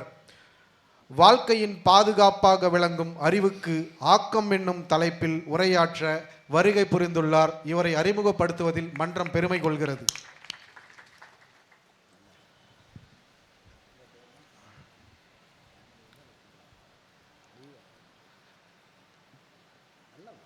காரொழுகும் குழலாழை, கருணை வழிந்து ஒழுகும் இரு கடை கண்ணாழை, மூரல்கள நிலவொழுக புழுகொழுக அழகொழுகும் முகத்தினாழை, வாரொழுகும் தனத்தாழை, வடிவொழுகித் தெரியாத மருங்குலாழை, சீரொழுகும் புதத்தாழை, அருணை உண்ணாமுலையாழை சிந்தை செய்வாம். கலைமகள், அலைமகள், மலைமகள் என்கிற 3 முப்பெரும் தேவியர்களை சாக்தம் கொண்டாடி இருக்கிறது. அலைமகளும் மலைமகளும் பாடுவதற்கு பல நகரங்கள் இருந்தாலும் கலைமகள் விரும்பி உகந்து பாடுவதற்காக ஒரு நகரத்தை ஏற்றுக்கொண்டாள் என்றால் வாணி விரும்பி பாட வந்த நகரம் இந்த வாணியம்பாடி. ஆஹா, பாரி தமிழ் வளர்த்தான், காரி தமிழ் வளர்த்தான், ஓரி தமிழ் வளர்த்தான் என்கிற நிலையெல்லாம் மாறி இன்றைக்கு வியாபாரி தமிழ் வளர்த்தான் என்று சொல்லும் வண்ணமாக மிக அற்புதமான ஒரு நிலையிலே இன்றைக்கு இந்த ஊரில் இருக்கிற மக்கள் அத்தனை பேரும் ஒன்று திரண்டு ஒரு முத்தமிழ் மன்ற விழாவை தொடர் நிகழ்வுகளாக 31 ஆண்டு காலமாக நிகழ்த்தி வருகிற இந்த அமைப்பில் 2வது முறையாக அடியேன் பேசுகிறேன். அருமை. வெகு நாட்களுக்கு முன்பு பள்ளியிலே நடைபெற்ற அந்த விழாவிலேயும் அண்ணன் திரு பிரகாசம் அவர்களுடைய அழைப்பின் பேரிலே நான் வந்து கலந்து கொண்டிருக்கிறேன். மிக்க மகிழ்ச்சி என்ன அப்படின்னா, இன்னைக்கு வந்து வாராது வந்த மாமணியாய் என்னை அழைத்திருக்கிறார்கள். அந்த வாய்ப்பு எனக்கு கிட்டியிருக்கிறது. ரொம்ப மகிழ்ச்சியான விஷயம் என்ன அப்படின்னா, இந்த நிகழ்ச்சியில் ரொம்ப அருமையான தலைப்பில் இதற்கு முன்னால் நகைச்சுவை கருத்தரங்கம் என்கிற ஒரு அந்த நிகழ்வின் போக்கை என்னுடைய சகோதரி ஒரு விவாத அரங்கமாக மாற்றியிருக்கிறார். மகிழ்ச்சி தான். ஏனென்றால் 2 லட்டுகள் மோதிக்கொள்கிற இடத்திலே விழுகிறதெல்லாம் பூந்தி தானே. ஆஹா. சர்க்கரை பந்தலில் தேன் மாறி பொழிந்தது போல எல்லாம் மகிழ்ச்சியாக இருக்கட்டும். ஆனால் ரொம்ப சந்தோஷமான விஷயம் என்னன்னா, அகநக முகநக என்கிற இந்த 2 கருத்துக்களை வைத்துக்கொண்டு அது உடலுக்கு ஊக்கமா அல்லது அறிவுக்கு ஆக்கமா அல்லது மனதின் மனக்குறை நீக்கமா என்கிற தலைப்பில் ஒரே ஒரு விஷயம்தான். இந்த வந்து இங்கே நுழைகிற போது காரில் இறங்கணும்னு காரை விட்டு இறங்கினேங்க. அருமையான வரவேற்பு, உபசரிப்பு, நல்ல அறை, நல்ல சாப்பாடு, அருமையான நண்பர்கள். வந்து இங்கே இறங்கணுன்னு ஒரு அம்மாவும் ஒரு ஐயாவும் வந்து இங்கே உள்ளே வந்தவங்க என்னை பார்த்தோன்னே, சார் நீங்கள் தானே கலக்கப்போவது யார் சன் டிவி? எனக்கு ரொம்ப மகிழ்ச்சி. வெகு நாட்களுக்கு முன்னாடி சனிக்கிழமை சன் டிவி அஸ்தபதியாரில் வருவேன். ஆமாம். உடனே அந்த அம்மா என்னை பார்த்துட்டு பக்கத்தில் அவங்க கணவர்கிட்ட இங்கே தான் இருக்காங்க, தம்பியை தெரியுதா அப்படின்னாங்க. நான் பகல்லே தெரிய மாட்டேன், நேரம் அப்படி. அந்த ஐயா அப்படி சொன்னால் நான் என்ன சொல்கிறது? அதனால தான் உங்கள் பக்கத்தில் உட்காந்தேன். அப்போ அந்த அம்மா பக்கத்தில் அவர் கணவர் பார்த்துட்டு, கணவர் அந்த அம்மா பார்த்து தெரியாத மாதிரி இருந்தார். உடனே அந்த அம்மா கேட்டாங்க, தம்பியை தெரியலையா உங்களுக்கு? அந்த அம்மா, தம்பி தான் சனிக்கு சனி வரும்னாங்க. சனிக்கு சனி இதை எப்படி எடுத்துக்கிறது சார்? சனிக்கு சனி வருமா, சனிக்கு சனி வருமா? பேசுகிற வார்த்தையிலேயே ரொம்ப அழகாக பேசுவாங்க. ஆனால் ரொம்ப மகிழ்ச்சியான விஷயம் என்ன அப்படின்னா, இது போன்ற ஒரு நல்ல ஒரு அரங்கத்திலே மிக அற்புதமாக கேட்கிற மக்களை பார்க்கிற போது மகிழ்ச்சியாக இருக்கு. ரொம்ப அற்புதமாக எங்களை பற்றி தொகுத்து சொல்கிற பண்ணுகிறவர்கள் ரொம்ப அற்புதமாக எங்களை பற்றி அறிமுகம் பண்ணார். இப்படிலாம் ரொம்ப அழகாக பிரகாசம் சார் அறிமுகம் பண்ணுற ஆளெல்லாம் ஏற்பாடு பண்ணுவார்னு தெரிஞ்சிருந்தா இன்னும் 4-5 பாயிண்ட் எழுதி கொடுத்துருப்பேன். என்ன பிரமாமா சொல்கிறீங்க, உண்மையிலே நம்ப மாட்டீங்க ஐயா. வாசலில் அடுத்த வாரம் ஒட்ட சொல்லிடுவோம். நம்ப மாட்டீங்க. எனக்கு விழுப்புரம் பக்கத்தில் ஒரு நிகழ்ச்சிக்கு பேச போயிருக்கேன். அங்கே ஒருத்தர் என்னை அறிமுகப்படுத்துறார். ஆஹா. இந்த இவர் தான் ராமநாதன். சிரிப்பாக பேசுவார். சரி. இதுக்கு முன்னாடி NS கிருஷ்ணன் ஒருத்தர் பேசினார், அவர் போய் சேர்ந்துட்டார். அடுத்து TS பாலையான்னு ஒருத்தர் பேசினார், அவரும் போய் சேர்ந்துட்டார். அடுத்து ராமநாதன் அப்படின்னாரு. அதுக்கு அறிமுகப்படுத்தாமலே இருந்திருக்கலாம். ஒரு அறிமுகப்படுத்துறதுங்கிறது ஒரு கலை. ஏன் தெரியுமா? அறிவார்ந்து அறிமுகப்படுத்துகிறார், அறிவுணர்வோடு வெளிப்படுத்துகிறார். மகிழ்ச்சி. ஒரு நிகழ்ச்சியில் வெளிப்படுத்துனா நீங்க அருமையாக உட்கார்ந்து கேட்குறீங்க. கேட்கறது ஒரு நல்ல விஷயங்க. செல்வத்துள் செல்வம் செல்வம் என்ன அவ்வளோ பேரும் படிச்சிருக்காங்க அந்த ஊரில். அப்புறம் அன்னைக்கு ஒரு ஊரில் போய் கேட்டேன், செல்வத்துள் செல்வம்னே. ஒரு அம்மா வந்துருச்சு, திருமதி செல்வம்னுச்சு. இன்னுமா அந்த சீரியல் ஓடுது? ஆமாம், போயிட்டு இருக்கு. இதில் ரொம்ப முக்கியம், செல்வத்துள் செல்வம், செவிச்செல்வம், அச்செல்வம், செல்வத்துள் எல்லாம் தலை. 5 செல்வம். ஏன் தெரியுமா? வாழ்க்கையில மனிதன் பிறக்கிற போதே 5 செல்வத்தோட பிறக்கிறான். மெய், வாய், கண், மூக்கு, செவி. ஆனால் தலையாய செல்வம் செவி செல்வம். கேட்கிற அந்த செவி செல்வம் இருக்கு பாருங்க. மகிழ்ச்சியா உட்கார்ந்து கேட்க ஒரு பேச்சாளர் பேசலான்னு போனார். இந்த பேச போன பேச்சாளருக்கு எய்த்தாப்புல நீங்க எவ்வளவு மகிழ்ச்சியா மக்கள் உட்கார்ந்துருக்கீங்க. ஆனா அவருக்கு ஒரே ஒரு ரசிகன் தான் உட்கார்ந்துருந்தான். இவர் பேச போனவர் இவனுக்காக போய் பேச வேண்டாம்னு வேகமா கார்ல வேகமா ஏற போனார். பின்னாலே இவன் போய், ஐயா நிப்பாட்டுங்க, எதுக்கு வந்தீங்க, எதுக்கு போறீங்கன்னா. அப்ப அவன் சொன்னாரு, நான் ஆயிரக்கணக்கான மக்களுக்கு பேசுறாளே, ஒருத்தருக்கு பேசணும்னு அவசியம் இல்லை, நான் கார்ல கிளம்புறேன்னு கிளம்பினார். அப்பதான் அவன் சொன்னா, நீங்க கிளம்புங்க, அதை பத்தி ஒண்ணும் இல்லை, ஆனா ஒரு விஷயம் நான் சொல்றேன், அதை கேட்டுட்டு கிளம்புங்கண்ணா. என்னன்னாரு, நான் அந்த குதிரைகளை எல்லாம் பராமரிக்கிற குதிரை லாயம் வச்சிருக்கேன். ஒரு குதிரை இருந்தாலும் அதுக்கு சாப்பாடு போடுவேன், 100 குதிரை இருந்தாலும் சாப்பாடு போடுவேன், 1000 குதிரை இருந்தாலும் சாப்பாடு போடுவேன். எல்லா குதிரையும் ரேஸுக்கு போயிருச்சு, இன்னைக்கு ஒண்ணுதான் இருக்குன்னு அதை பட்டினி போட்டுற மாட்டோம்னா. ஆஹா, என்ன அழகா சொல்லி, என்ன விவரமான ஆளு பார்த்தீங்களா? உடனே வந்தவர் பேச்சாளர் முடிவு பண்ணாரு, இவன் ஒருத்தனுக்கு தாண்டா நம்ம பேசி நம்ம அறிவை நிரூபிக்கணும்னு.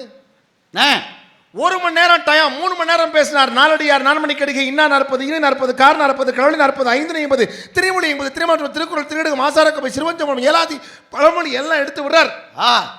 3 மணி நேரம் முடிச்சு கீழே இறங்கி அவனை பார்த்து, எப்படி இருந்துச்சு என் பேச்சுன்னாரு. அதுக்கு அவன் சொன்னா, சிக்கனது ஒரு குதிரை தாங்கிறதுக்காக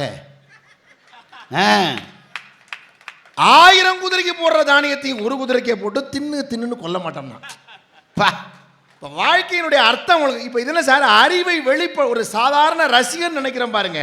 அந்த நகைச்சுவை அறிவை திறக்கிறது. வாழ்க்கையில சிரிப்புங்கிறது என்ன தெரியுமாங்க, அத சின்ன குழந்தையில தாய் சொல்லி கொடுத்துருவா. சிரிப்பு எதுக்கு, நீங்க இந்த விவாத அரங்கம்லாம் தேவையே இல்லை. சிரிப்பு எதுக்குன்னு ஒரு சின்ன விஷயம்தான். குழந்தைய உட்கார வச்சு, டே குழந்தை இந்த கையில சோறு, பருப்பு, நெய், பாயாசம், கீரை, அப்பளம் எல்லாம் சொல்லிட்டு எங்க பருப்பு கடை பருப்பு கடை பருப்பு கடை பருப்பு கடை பருப்பு கடை பருப்பு கடைஞ்சிட்டு எடுத்து எங்க உங்க அம்மாவை கூட உங்க அப்பாவை கூட எல்லாம் வரிசையா சொல்லி தாத்தா பாட்டிக்கு எல்லாம் கொடுத்துட்டு எங்க நீ கடைசியா வச்சுக்கூடா கண்ணா அப்படின்னு சொல்லிட்டு கடைசியா கோழி நரி எல்லாத்துக்கும் ஊத்தி எல்லாத்துக்கும் கொடுன்னு சொல்லிட்டு கடைசி அப்படியே கிச்சு கிச்சு மூட்டி சிரிப்பூட்டுவாள் பாருங்க. அதற்குள் பெரிய அர்த்தத்தை வைத்திருக்கிறாள். டே குழந்தை, அகநக முகநக நீ சிரிக்க வேண்டுமானால் நீ சம்பாதிக்கிற பணத்தையும் வைத்திருக்கிற பண்டத்தையும் உணவுப் பொருளையும் நீ மட்டும் உண்டுவிட்டு வாழ்வதல்ல வாழ்வு. உன் உறவுகளுக்கும் அயலாருக்கும் விலகினங்களுக்கும் உயிர்களுக்கும் கொடுத்து விட்ட பிறகுதான் இந்த உலகத்தில் நீ வாழ வேண்டும் என்று சொல்லி, கொடுத்த பிறகு துக்கம் வரும், நீ துன்பப்படக்கூடாது, அதற்கு மாற்றாக செயற்கை சிரிப்பிலாவது சிரித்து விடு என்று செயற்கை சிரிப்பூட்டியாவது அந்த குழந்தைக்கு கிச்சு கிச்சு மூட்டி சிரிக்க வைக்கிறாள் என்று சொன்னால், முகநக அகநக நீ வாழ வேண்டும் என்பதனுடைய உள்ளர்த்தம் அறிவு ஊக்கத்தோடு செயல்படுத்துவது. அருமை அருமை அருமை. என்ன நினைச்சிட்டு இருக்கீங்க? அறிவு சார், முகநக அகநக சிரிக்கணும், மகிழ்ச்சியா இருக்கணும். நகைன்னு வார்த்தை சொன்னீங்கல்ல, ஆமா, வள்ளுவர் 2000 வருஷத்துக்கு முன்னாடி அழகா சொன்னார். இந்த சிரிப்புக்கு இந்த கேட்குறாங்க ரொம்ப அழகா சகோதரி சங்கீதா பேராசிரியை வந்து, சார் உடம்பு அப்படியே கண்ணுக்கு முன்னாடி தெரியும், முண்ட மாதிரி இருக்கு சார் உடம்பு. ஆமா, எங்கேயாவது அறிவு தெரியுதா, மனசு தெரியுதா சார், ஆண்டவனை தெரியுதா, கடவுளை கண்டுபிடிக்க முடியுதா, காத்து கண்ணுக்கு தெரியுதா, உணர்றோம்ல, கடவுள் இருக்கிறாங்கிறத அந்த நம்பிக்கையில் இருப்பவர்கள் உணர்கிறார்கள். அறிவு என்பதும் தெய்வத்திற்கு சமமானது. சுத்த அறிவே சிவம் என்று உணர்வீரோ பித்த மதங்களிலே தடுமாறி ஏது கழிவீரோன்னு பாரதி கேட்கிறானே. சுத்த அறிவே சிவம், சுத்த அறிவே சிவம், அறிவே தெய்வம். அறிவுதான் சார் தெய்வம். அதை நீங்க வந்து உணர முடியாது, உள்ள இருக்கு. இப்ப பாருங்களேன், நம்ம வாழ்க்கையில வந்து இந்த அறிவுங்கிற தத்துவத்துக்குள்ள நகைச்சுவை நிறைய பேசுறோம். இப்போ சகோதரி வந்து அருமையாக சொன்னாங்க, இதை பார்த்தீங்களா அதை பார்த்தீங்களா எல்லாம் கேட்டாங்க. உடம்பு தான் முக்கியம், உடம்பை வளர்க்கணும். உடம்பை வளர்த்து என்ன பண்ண போகிறோம்? முதல்ல உடம்பு ஒடுங்கணும் சார். உடம்பை ஒடுக்கி அறிவை விசாலப்படுத்துவது தான் வாழ்வின் நோக்கம். உடம்பு ஒடுங்க ஒடுங்க தான் அறிவு விசாலப்படும். இந்த உடம்பை வளர்க்கறதுக்கு தானே சார் தவறான வழிக்கு போகிறோம். இந்த நான் சொல்லிடுறேன் பாருங்க, இந்த நகை சிரிப்பு இருக்கு பாருங்க, இதுக்குன்னு ஒரு இலக்கணம் ஒன்று இருக்கு.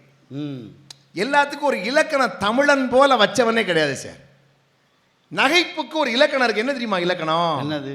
எப்படி சிரிக்கணும் தெரியுமா? வள்ளுவன் சொல்றான் 2000 வருஷத்துக்கு முன்னாடி, டே சிரி, மகிழ்ச்சியா சிரி, நீ பண்பாளன் எப்ப தெரியுமா ஒத்துக்குவான்? அடுத்தவனை துன்புறுத்தி சிரிக்காதடா, நகையுள்ளும் இன்னா திகழ்ச்சி. ஆஹா, நகையுள்ளும் இன்னா திகழ்ச்சி. அடுத்தவனை இகழ்ச்சிப்படுத்தி சிரிக்காத, உன்னை தாழ்த்திக்க. சனிக்கு சனின்னு நான் சொன்னேன் பாத்தீங்களா, என்னைய தாழ்த்திக்கலாம். எய்த்தாப்புல உட்கார்ந்தவங்களை தாழ்த்தின்னு வச்சிங்க, நான் பண்பாளன் கிடையாது கிடையாது இல்லையா? அப்ப நகையுள்ளும் இன்னா திகழ்ச்சி என்று வள்ளுவன் சொன்னதனுடைய சிந்தனையை சிந்தித்து பார்த்தால், அறிவின் ஊக்கம்தான் ஒரு நகைச்சுவை வெளிப்பாட்டில் இன்னொருவன் மனதை புண்படுத்தாமல் சிரிக்க வைக்கிற ஆற்றலை கொண்டு வர முடியும் என்றால், உண்மையிலேயே அகநக முகநக இருக்கிற ஆற்றல் எங்கே உருவாகிறது என்றால் அறிவின் ஊக்கத்திலே தான் உருவாகிறது இல்லையா? சார் ஒரு விஷயம் சொல்றேன், ஒரு விஷயத்தை ரொம்ப எளிமையா சொல்லிடணும் இல்லையா? ஒரு முதலாளி வேலைக்காரனை கூப்பிட்டார். நான் சொல்ற விஷயத்த சொல்லிட்டு வந்தார். முதலாளி ரொம்ப படிச்சவர், வேலைக்காரன் ஒண்ணுமே படிக்காதவன். வேலைக்காரன் படிக்காதவன், விவரம் இல்லாதவன் இவர் நினைச்சுக்கிட்டு இவர் சொல்றாரு வேகமா, திருக்குடந்தையில் வசிக்கிற. திருக்குடந்தைனா தமிழ்நாட்டில் எந்த ஊர் சார்? திருக்குடந்தைனா கும்பகோணம். சபாஷ். இவர் சொல்றாரு, திருக்குடந்தையில் வசிக்கிற திருமூர்த்தி ஐயர் திருவள்ளுவர் பேருந்தில் ஏறி திருவரங்கத்திற்கு சென்று திருவரங்க பெருமாளையும் திருமகளையும் தரிசித்து விட்டு திருத்துழாய் எடுத்து வருகையில் திருக்குளத்தில் வழுக்கி விழுந்தார். பா, நான் சொல்றத போய் சொல்லிட்டு வாடினார் ஒரு இடத்துல. வேலைக்காரன் திருன்னு பார்த்தேன், படிக்காதவன். முதலாளி சொன்னாரு, உனக்காக திருப்பி சொல்றேன் கேட்டுக்க. திருக்குடந்தையில் வசிக்கிற திருமூர்த்தி அவர்கள் திருவள்ளுவர் பேருந்தில் ஏறி திருவரங்கத்திற்கு சென்று திருவரங்க பெருமாளையும் திருமகளையும் தரிசித்து விட்டு திருத்துழா எடுத்து வரையில் திருக்குளத்தில் விளக்கி விழுந்தார். எங்க நான் சொன்னதை திருப்பி சொல்லு அப்படின்னாரு. வேலைக்காரன் சொன்ன, கும்பகோணத்தான் சாமி குட்டையில விழுந்துட்டான்னு சொல்லணும், அவ்வளவுதானே. அதானே விஷயம். ஏயா கொல்ற? ஒரு எளிமையா பேசணுங்க. ஏன் ராமாயணம்லாம் பேசுற? என்னங்கய்யா அதுக்கு ஏன் ராமாயணம்லாம் பேசுறான்னு கேட்டுறான். இவ்வளவு கதை எதுக்கு? அப்ப ஒரு நகைச்சுவைங்கிறது அறிவை திறக்கணும் சார். ஒரு நகைச்சுவை என்பது அறிவின் வெளிப்பாட்டில் இருக்க வேண்டும். எதுக்குமே ஒரு பயன்பாடுன்னு ஒன்று இருக்கணும். எல்லா சொல்லும் பொருள் குறித்தனவே, எல்லாத்துக்கும் ஒரு பயன்பாடு. இப்ப பாருங்களேன், இப்ப நம்ம வீடு நம்ம எல்லா இடத்துல நகைச்சுவைங்கிறதுக்காக சொல்ல வர்றேன். ஒரு கிராமங்கள்ல ஒரு வழக்கு ஒன்று இருக்குங்க. நான் அதை சொல்லி கூட நிறைவு பண்ணிடலாம், ரொம்ப நேரம் பேசணும்னு அவசியம் இல்லை, அடுத்தடுத்த நிகழ்ச்சிகள் இருக்கு. ஒரு கிராமங்களில் ஒரு கற்பனையான ஒரு நகைச்சுவை கதை ஒன்று உண்டு. இதை நீங்கள் கேட்டிங்கன்னா உங்களுக்கு எப்படிலாம் நம்ம அறிவை வெளிப்படுத்தியிருக்கான், அறிவை விசாலப்படுத்தியிருக்கான் தமிழன்னு தெரிஞ்சுக்கலாம். நம்ம ஊர் பக்கத்தில் கிராமத்தில் பழமொழி சொல்லுவாங்க. எங்கள் ஊர்க்கார ஐயாலாம் வந்திருக்காரு, கருப்பேண்ண எல்லாம் வந்திருக்காங்க. என்ன பழமொழினா, அரிசி களையிற தண்ணியிலேயே, நல்லா நீங்கள் கவனமாக கேளுங்க, கடைசியில் உங்களை பார்த்து கேள்வி கேட்பேன். பிரகாசம் ஐயா உள்ளிட்ட அன்பு நண்பர்கள் அறிவிப்பாளர்களை பார்த்து கேட்பேன். அரிசி களையிற தண்ணியிலேயே 1000 மூட்டை நெல் விளைய வைக்கிற ஒரு ராஜா மகனுக்கும் அரிசி களையிற தண்ணி, அரிசி களையிற தண்ணியில அது இவ்வளவுதானே இருக்கும், அதுல 1000 மூட்டை. நீங்க அப்படி நினைக்காதீங்க.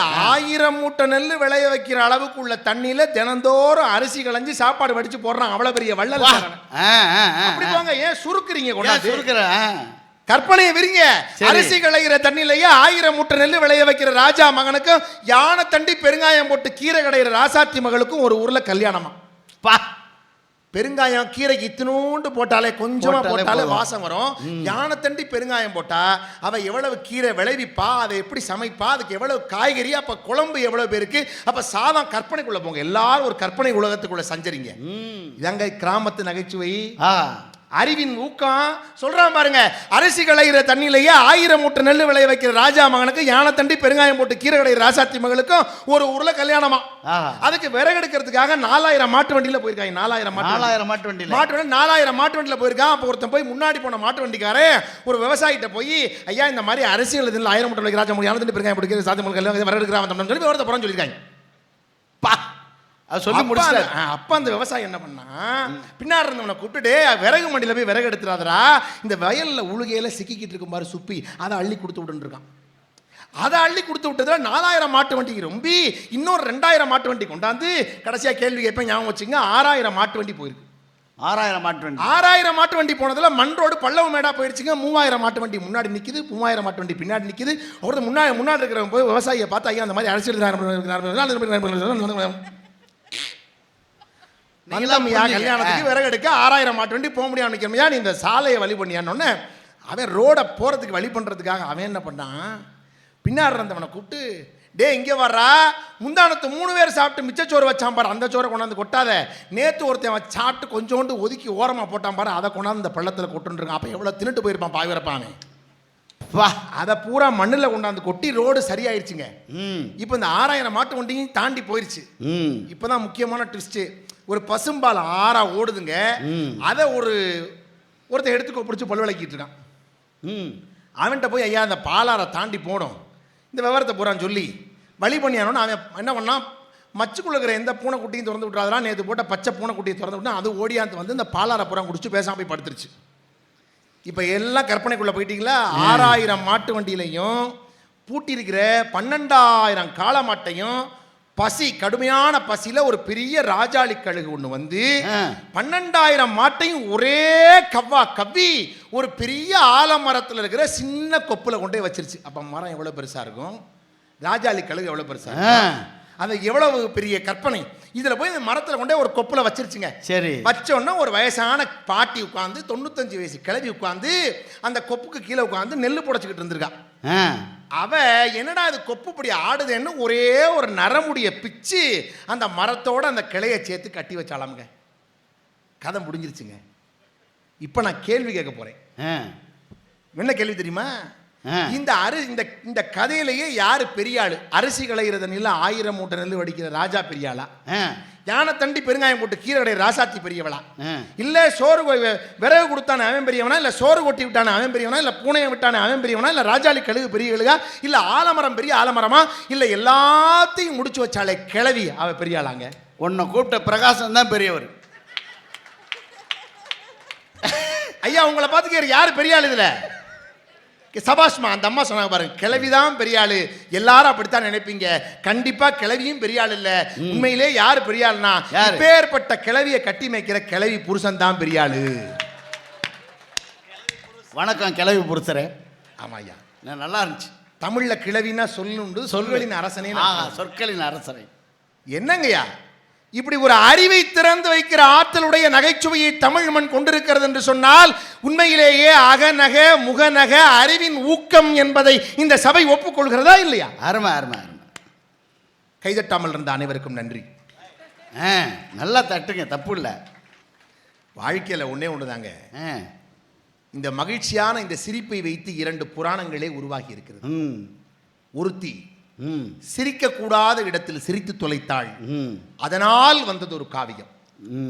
ஒருத்தி சிரிக்க வேண்டிய இடத்தில் சிரிப்பை தொலைத்தாள், அதனால் வந்தது ஒரு காப்பியம். தெரியுமா உங்களுக்கு? அருமை. ராமனுக்கு பட்டம் சூட்ட போறோம்னு சொன்னோன்னே மகிழ்ச்சியா சிரிச்சிருக்க வேண்டியவ கூனி, அவளுடைய தலைவியாக இருந்த கைகேயும் சிரித்திருந்தால் ராமகாவியமே இல்லை. ஆமா, சிரித்திருக்க வேண்டிய கூனியும் அவளால் சிரித்து இன்னும் மகிழ்ச்சியாக இருந்திருக்க வேண்டிய கைகைக்கு தலைவிரி கோலமாக அழுது கொண்டிருந்ததுனாலே தான் ராமாயணம் உருவானுச்சு. ஒருத்தி சிரிக்க வேண்டிய இடத்தில் சிரிப்பை தொலைத்தது ராமாயணம். ஒருத்தி சிரிக்க கூடாத இடத்தில் சிரித்து தொலைத்தாள். அருமையான வீடு கட்டியிருந்தான். அதை பார்க்கறதுக்காக இந்த பாஞ்சாலியினுடைய தந்தை அவங்க கட்டியிருந்த வீடை பார்க்கறதுக்காக எல்லாரும் வந்தார்கள். அற்புதமான வீடு.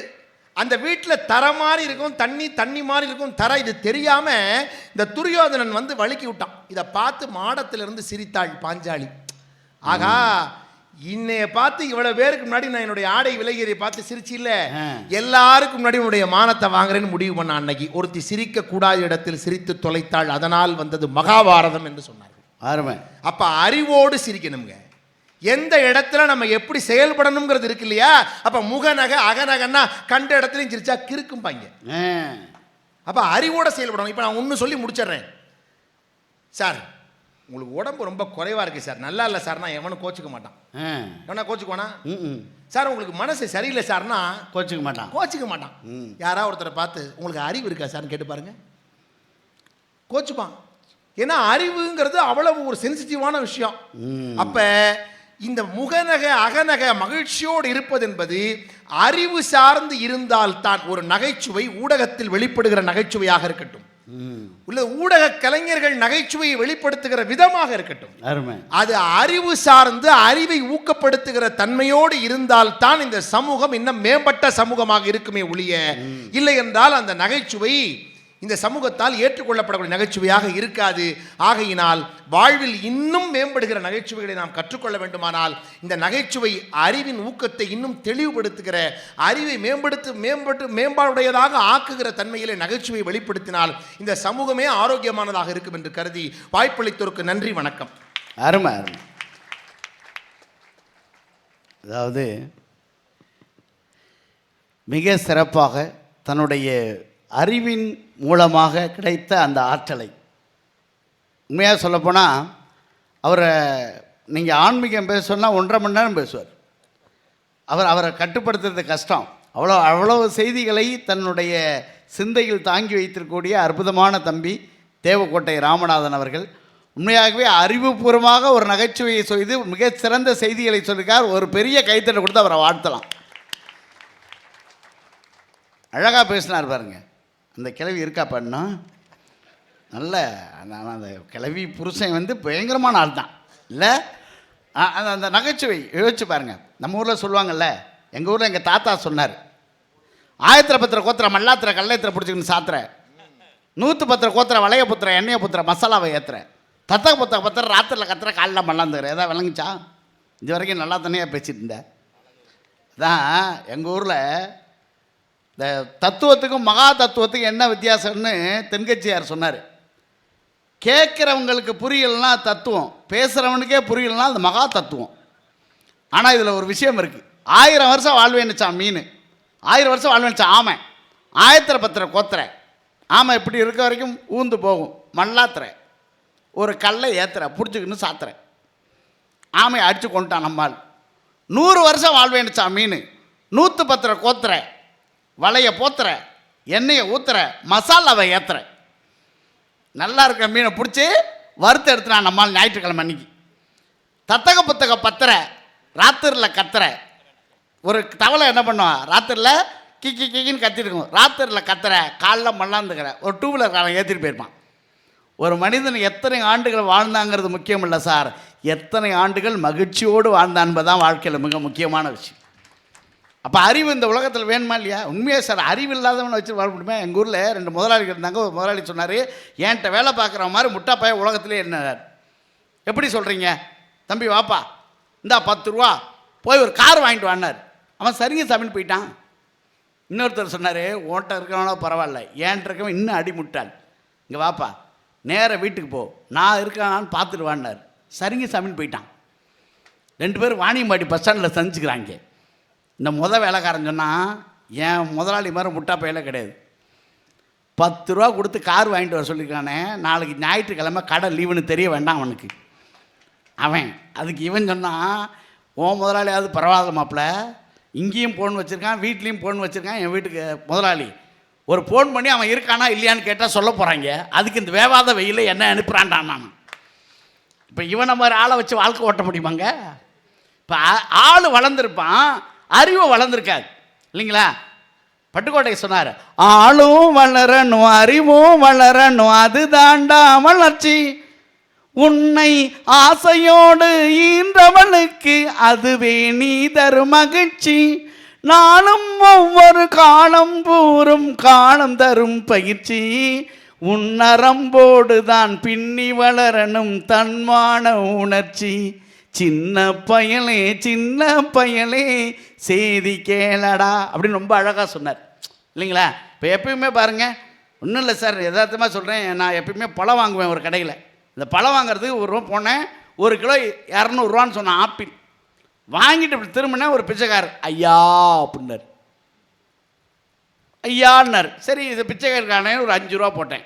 ஐயா விஜய் டிவிலாம் வர்றீங்க 5 ரூபா போடுறீங்களே ஐயான்னா.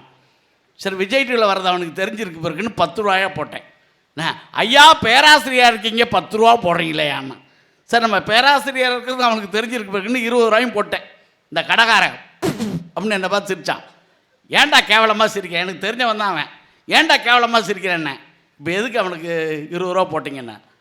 பிச்சை எடுக்கிறான் அதனால் போட்டேன். அவனா பிச்சைக்காரன், அவன்கிட்ட வட்டிக்கு வைக்க தாங்க கடையாக வச்சுருக்கேன் நான்.